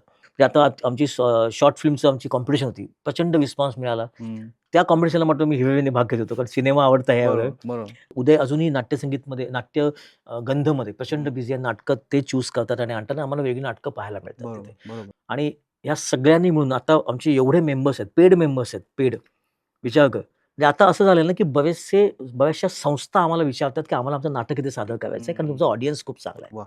अतिशय सुंदर ऑडियन्स आहे. ते इतकं एनरिचिंग आहे ना एक्सपिरियन्स खूप चांगला आहे. मग आता वाह! आम्ही फिल्म फेस्टिव्हल चालू केला, आम्ही एकांकिका स्पर्धा चालू केली. नाटकाची स्पर्धा, नाट्यस्पर्धा घेतली. वाह! त्याच्यामध्ये ठाण्यात आर्ट गिल्डच्या स्वतःच्याच माणसांच्या 15 एकांकिका होत्या. वाह! अशा टाईपच्या गोष्टी करतात. तर वाह! खूप छान. कुठेतरी एक चालू केलं आपण आणि आता पुढे जाणार. आता वाढतं. नवी-नवी मंडळी, नवी-नवी माणसं ते आता हळू पुढे घेऊन जात आहेत. नाही, तुम्ही लवकरच ठाणे फिल्म फेस्टिव्हल सुद्धा करा मोठ्या प्रमाणावर जसं पुण्यामध्ये असतो हो. तसा आणि प्रेक्षकांचा सुद्धा वाढता प्रतिसाद आहे. पण तरी मी आवाहन करेन, की फक्त ठाणेच नाही तर आसपासच्या उपनगरातनं सुद्धा, अगदी मुंबईतनं सुद्धा आवर्जून लोकांनी जावं तिकडे आणि टॅगचे जे उपक्रम आहेत, टॅगचं ठाणे आर्ट गिल्ड नावाचं पेज आहे, ते तुम्ही फॉलो करा. म्हणजे तुम्हाला त्याच्या नोटिफिकेशन्स मिळतील. पुढचे उपक्रम कुठले आहेत त्याची माहिती मिळेल. आमच्याकडे बंगलोर, तर लंडन-बिंडनचे पण मेंबर्स बघ, आहेत. तिकडनं सुद्धा ऑल मेंबर्स इंडियातले येतात आणि मेंबर्स आहेत जेव्हा ते ठाणे आर्ट ठाण्यात गिल्ड. असतात तेव्हा ते नाव फक्त ठाणे आर्ट गिल्ड आहे. पण any artist from everywhere is welcome. वाह! तर असे वेगवेगळे उपक्रम तुझे सुरू असतात ठाण्यामध्ये राहून, म्हणून तुला मुंबईत यावंसं वाटत नाही अजिबात. हं. पण आता फुलवराची तुझी सगळी तयारी सुरू होईल. हो. एकीकडे बाल शिवाजीवर पण नजर असेल, कारण आलाच प्रोड्युसर चांगला कोणी कॅचअप बघून, तर लगेच कामाला लागायला लागेल. पण काही लोकं असं म्हणतात, की फुलवरा म्हणजे रवी जाधव यांचा मराठीतला कमबॅक आहे. हे तुला पटतं का? गेलो कुठे होतो कमबॅकला. ते सिनेमे चालत नव्हते, असं लोकांचं म्हणणं आहे. म्हणून तो हिंदीत गेला. म्हणजे लोकं सगळ्या बाजूनी बोलतात. काय आहे ना, प्रत्येक फिल्म कमबॅक असतो रे. प्रत्येक फिल्म. वाह! म्हणजे तू नटरंगला कमबॅक म्हणू शकतोस. तू बालगंधर्वला नटरंगपासून झालेला हो. कमबॅक म्हणू शकतोस. अ, बालक पलक कमबॅक होता. त्यामुळे खरंच आहे. कमबॅक हा जाहिरात करणं पण जाहिरात तर मी रोज म्हणजे ऑलमोस्ट आठवड्यातून 2दा करतो तेव्हा कमबॅकच असतात बेसिकली. कारण ते तर असं असतं की त्याच दिवशीच आम्ही शूट करणार असो. त्याच्या आधी एका वीकच्या आधी प्री प्रोडक्शन खूप कमी असतं त्याच्यामुळे. हं. सिनेमा हा त्या मोमेंटला, त्या वेळी घडणारी गोष्ट आहे. प्लॅनिंग तुम्हाला सपोर्ट करते. ती बरोबर. गोष्ट ते प्रॉब्लेम इझिली सॉल्व्ह करायला. प्रॉब्लेम होतातच. तर प्रत्येक सिनेमा हा कमबॅक आहे आणि जर लोकांना वाटत असेल फुलवारा हा माझा कमबॅक आहे. नाईस. माझा प्रत्येक कमबॅक चांगला झाला याच्या आधी. त्यामुळे हा पण चांगला होणार. क्या बात है! तू जाहिरातींबद्दल बोललास, ते जाहिरातींचं अजूनही काम तुझं व्यवस्थित प्रचंड. रेग्युलर चालू आहे. अरे सगळ्या प्रचंड. भाषांमध्ये म्हणजे मराठी, हिंदी, इंग्लिश सगळं. प्रचंड. पण ते जाहिरातीमध्ये आमचं नाव येत नाव नाही. येत नाही. हां. दिग्दर्शक रवी जाधव ते रवी जाधव हल्ली काही करत नाही असं अगदी सहज वगैरे लोकं म्हणतात. कमेंट्समध्ये वगैरे तर लोकं इतक्या अधिकाराने लिहितात, की त्यांना असं शेजारीच राहतो रवी आणि तो घराबाहेरच पडत नसावा. नाही, नाही. बेसिकली लोकांना म्हणजे काय मग आपण घेतल्या नव्या गाड्यांमध्ये थोडं फिरलं पाहिजे, 2-3 रील टाकले पाहिजे, की नवी BMW आणि हे घेतलं, मग ते घेतलं, मग नवी बरोबर. म्हणजे फ्लॅटचे फोटो टाकले, जिथे मी राहतो त्याचे फोटो टाकले पाहिजे, करेक्ट, की करेक्ट. गेले 5 वर्ष काही न करता हे बघा. नाही, नाही असं काही नाहीये. बेसिकली जाहिरातींचं सांगत मी होतास तू. प्रचंड हां. ॲड्स करतो आणि मी वेगळ्या एजन्सीसाठी करतो. हं. मी काही ब्रँडचा कन्सल्टंट आहे, मार्केटिंग कन्सल्टंट पण आहे. तो वीकली मला फक्त एकदा जावं लागतं आणि त्यांना ओके. मार्केटिंग कसं काय कारण माझं एज्युकेशन त्यात झालंय. बरोबर. इनफॅक्ट सिनेमा मी 1.5-2 वर्षात एकच करतो. हं. हे आधीपासूनचा रेशो आहे. हा काही बदलला नाहीये. म्हणजे तुम्ही जर पाहत असाल, म्हणजे तुम्ही फॉर युअर इन्फॉर्मेशन म्हणजे काइंड इन्फॉर्मेशन मी किती सिनेमे स्वतः डिबेट केले. 10 पण नसतील अजून. अजून 10 झाले नसतील. हो. 15 वर्ष झाली माझी करिअरला. म्हणजे विचार 1.5 वर्ष ते 2 वर्ष एक सिनेमा. हा रेशो अजून तोच चालू आहे. करेक्ट. तो काही बदलला नाहीये. आता तुम्ही 10 असतील तर 10 सिनेमाने मिळून म्हणजे अ, ज्या सिनेमांशी मी निगडीत आहे, अशा 8 सिनेमा नॅशनल अवॉर्ड मिळाले. हं. नटरंग 1 नॅशनल अवॉर्ड, हं. बालगंधर्व 3 नॅशनल अवॉर्ड आहेत. मेकअप, सिंगिंग आणि ह्याला. ज्या सिनेमाशी मी निगडीत आहे असं म्हणतोय. मित्रा जी शॉर्ट फिल्म केली, माझी पहिली शॉर्ट फिल्म. बरोबर. त्याला नॅशनल बायोस्कोपमध्ये जी होती त्याला ती. नॅशनल अवॉर्ड मिळालं. त्यानंतर कच्चा लिंबूला कच्चा लिंबू पहिली ॲक्टिंग. ॲक्टिंग तुझी. हां. हो. ॲक्चुअली पहिली ॲक्टिंग नाही तुझी. ती बाजीमध्ये तू केलं होतंस छोटंसं काम. हो, पण बाजीमध्ये खूपच नाही, छोटी मी आणि तो गंमत करतोय. हां, निखिलचा म्हणजे आमचा निखिल मेन मित्र आहे. मेन रोलमध्ये तुझा सी कच्चा लिंबूच होता. निखिल असेल, हे सगळे मित्र जे रिक्वेस्ट करतात ना आणि तेव्हा अरे कमाल काम करणारी माणसं आहेत रे. काय गोदावरी सिनेमा केलाय निखिलने. हो यार. अप्रतिम डिरेक्टर आहे. तर तो म्हणाला, "यार करो. काय कुठे करायचंय, काय करायचं हे प्रश्न नसतात. बरोबर, भूमिका बरोबर. काय हेही प्रश्न नसतात. बरोबर. कधी यायचं सांग." हं. तो सपोर्ट सिस्टम आहे ना मराठीत अजून करेक्ट, पण चालू. करेक्ट. त्यामुळे मग मेन रोल मित्रा झालं, कच्चा कच्चा लिंबू. लिंबू फिल्म नॅशनल मिळालं. मग आता रेखाला मिळालं. एक टोटल मिळून 8 झालेत. हो.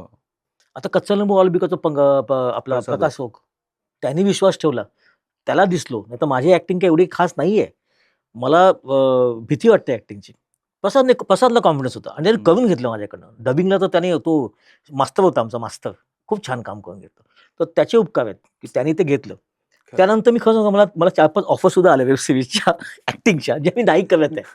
म्हणजे मी नाही सांगितलं त्यांना. कारण ते एखाद्या पॉलिटिशियनचा रोल किंवा ते आपली आपली दाढी आणि रूप आपलं असं हां, आहे, हां, हां, की हां. आपले रोल कसे मिळणार? जर सौरभ शुक्ला करेल किंवा धुरंधर त्या मधला टाइपचं राकेश बेदी. हां, त्या तो तो काय आपलं नाही बाबा मस्त ते काम तर केलं वरच्या त्यांनी. लेव्हलचं काम आहे. म्हणजे तिथे आम्ही त्या त्या मी कामाच्या कॅरेक्टर तोडीला म्हणतोय मी. कॅरेक्टर हां, पण हां. त्या टाइपचे कॅरेक्टर. हं. काय ते अगदी फ्रॉड करणारा छत्री-बित्री. Correct, correct, correct. म्हटलं नको जायला लाईफ बरं चाललंय आपलं. आणि काही वेळेस मी ॲक्चुअली करावं असं वाटलं तर मी स्वतः कशात तरी बिझी होतो. त्यामुळे ॲड प्रचंड करतो. जगातले best DOPs, one of the best talents, one of the best models, one of the best music directors जे आता ॲडव्हर्टायझिंग सगळ्यांमधून मी काम करतोय सध्या क्या बात है. आणि प्रचंड काम चालू आहे. आता जॅन फेब थोडा थंड असेल, पण पुन्हा मार्चपासून गुढीपाडवाची कामं सुरू होतील. मग ते चालूच होणार कारण मे इज हो, अ वेडिंग हो, सीझन. सो हो. ऑल दीज सीझन्स ॲड्स असतात आणि ज्या मोठ्या ब्रँडचे कॅम्पेन्स असतात, ते बरेचसे करतो. पण सांगणार बरोबर, कुठे? बरोबर. माझं मेन जे आधी 1995 पासून मी बेसिकली जाहिरात करतो जास्त. 2010 पासून मी सिनेमा माझा रिलीज झाला, पण 2008ला त्याचं काम सुरू झालं होतं. सो 1.5-2 वर्षातनं मी एक सिनेमा करतो आणि मी तेवढंच करू शकतो. 1.5 वर्षात एक सिनेमा. भले मला 10 ऑफर येऊ दे, मला हं. 15 ऑफर, मला 20 ऑफर येऊ दे. त्यातला मी चूज एकच करणार. कधी-कधी मजा होते, जो मी चूज करतो, तो समा होत नाही. हां. मग तो गॅप थोडासा वाढतो. वाढतो. पण म्हणून काय आपण थांबत नाही. So it's all like that. खरं. त्यामुळे असे अनेक चित्रपट माडे येतात. अजून आत्ताही हल्ली सुद्धा असे बरेच सिनेमे येतात. मी असं असं आपण सांगू शकतो, की महिन्यातनं 1-2-3 प्रोड्युसर तर येऊन भेटून जातात आणि सिनेमा करूया वगैरे. पण आपल्या डिपेंडन्स आपण किती करायचं आणि काय करायचं आणि नाही करत. हं. खूप सिनेमे मला येतात, मी नाही करत. नाही आणि करत. तुला जशी कलाकारांची पारख आहे किंवा मला दिग्दर्शकांची पारख निर्मात्यांची आहे. पारख पण आता आहे. निर्मात्याची पारख मी तेच म्हणणार होतो. टाईमपास ती नंतर जास्त व्हायला लागली. त्यात पोळलं गेलो रे मी निर्मात्यांमुळे. बापरे! नंतर नंतर झी आलं स्टुडिओ हं, हं, हं. म्हणून. अदरवाईज लॉकडाऊनच्या आधी टाईमपास 3 हा फक्त 2 गाणी बाकी बघा अख्खा शूट झालेला. आणि निर्माते गेले. गेले ते गेलेच. आणि ते फायनान्सरच होते ते. फायनान्सर निर्माते होते. ते हां, निर्माते नाही ते म्हणजे फायनान्सर होते. पण फायनान्सरच. त्यांना सगळं निर्मात्यासारखं हवं होतं. हां. पण बेसिकली पण काय प्रॉब्लेम असा लॉकडाऊनमध्ये सगळ्यांचीच आर्थिक तंगी झाली. हं. माझे कलाकार असतील, माझे जे टेक्निशियन्स होते, सगळ्यांना आम्ही पैसे दिले मी आणि मेघनाने. Everybody was paid within the lockdown. हं. दॅट अमाउंट विल बी आपण 2.5 करोड. बापरे! त्यामुळे सगळ्यांना पे केली. इमॅजिन कर. लोकं सिनेमा संपल्यानंतर पे करतात ना, आम्ही बरेच ते आम्ही लॉकडाऊनच्या वेळी पे केले सगळ्यांना. कारण सिनेमा संपला नव्हता शूट करून. एकतर लॉकडाऊन चालू होता, हं. ॲडव्हर्टायझिंग बंद होतं, काम कंप्लिटली बंद होतं. माझ्या बाबाही आजारी असायचे त्यावेळी लॉकडाऊनमध्ये. ते सगळं डोक्यावर चालू असताना आपल्या कलाकारांना, आपल्या टेक्निशियनना पैसे हवे होते. कारण त्यांचं सगळंच बंद होतं. हो. सो ते म्हणायचे, "रवी काहीतरी कर रे, काहीतरी कर." So that we finish it off within the lockdown. We paid everybody, everybody. आणि ते मी अत्यंत प्राउडली सांगतो. आमची कंपनी अतांश कंपनी आम्ही कोणाला पे नाही केलं असं नटरंगपासून आत्तापर्यंत झालं नाहीये. इव्हन पहिली कंपनी असेल जी वॅपअपच्या वेळी, म्हणजे वॅपअप तुमच्या सिनेमाच होतो ना, त्या दिवशी मेगा चेक घेऊन बसते आणि त्याही सगळ्यांना पे करून सगळ्यांना टाकते. वाह! ही अशी पहिली कंपनी असेल. तर ते आम्ही करतो, सतत करतो. म्हणतो आमच्याकडे आले तर आम्ही आमच्याकडे ठेवून काय करू? बरोबर आहे, बरोबर. So it's like that. So त्यामुळे तो एक अनुभव वाईट होता. अनन्याच्या काही निर्मात्यांचा मला त्यावेळी असा थोडा प्रॉब्लेम झाला होता. पण मला पर्सनली असं वाटतं, की मी नेहमी असं विचार करतो रे, की निगेटिव्ह विचार करून मी माझ्या लाईफ का स्पॉईल करतो? बरोबर. मला असं नेहमी वाटतं त्यांचाही काहीतरी प्रॉब्लेम असेल. हं. Let them take their time. Correct. असं काही देवाने आपल्याला खूप काही दिलंय. म्हणजे बरोबर. ॲडव्हर्टायझिंगमध्ये सुद्धा काम चालू आहे. सिनेमात सुद्धा देवाच्या दयेने चांगलं नाव चालू आहे. मिळतात काही लोकं चांगली. देवाने मला इतकी चांगली-चांगली माणसं आत्तापर्यंत माझ्याकडे आणली आहेत. मला त्यांची गाठभेट करून दिली आहे. काही माणसं वाईट पण पाठवली. It's a part of the game. बरोबर. May be to learn correct. की असं पण असतं. असं पण आता असतं. सुधार आणि परत चांगल्या माणसावर काम कर. सो आता I become little choosy now. So hmm, I hmm. Become very choosy about producers. Very, very choosy. आणि ते मला जेवढं माझ्यात पॅशन आहे ना सिनेमाबद्दल, ते पॅशन मला जर निर्मात्यात दिसलं ना, तर मला वाटतं की चांगला मित्र भेटला आपल्याला. हं, आणि मला हं. मित्र हवा आहे चांगला. हं. जो अंडरस्टँड करेल की हे 18-18 तास मधून काम करतात. करेक्ट. तर त्यामुळे we should respect all the creative people आणि we should respect the producers money also, की तो सुद्धा त्याचे पैसे हार्ड अर्न करून कोणते उभे केलेत. हं. त्याला रिटर्न मिळाले पाहिजेत. त्या दोन्ही बाजू एकमेकांना समजून घेतलं पाहिजे. करेक्ट. असं कोणते माणूस करेक्ट. असेल तर मजा येईल. वाह! तर एकंदरीत रवी जाधवचं काय चाललंय हे तुम्हाला कळलं असेलच आणि खूप चांगलं चाललंय आणि हे सगळ्यात महत्वाचं आहे.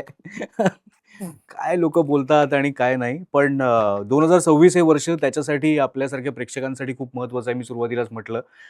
कारण खूप नवीन-नवीन दिग्दर्शक येतायत. त्यांचे नवीन-नवीन चांगले सिनेमे आपल्याला बघायला मिळतील आणि दिवाळी गाजवणार आहे तो फुलवरा या सिनेमातून.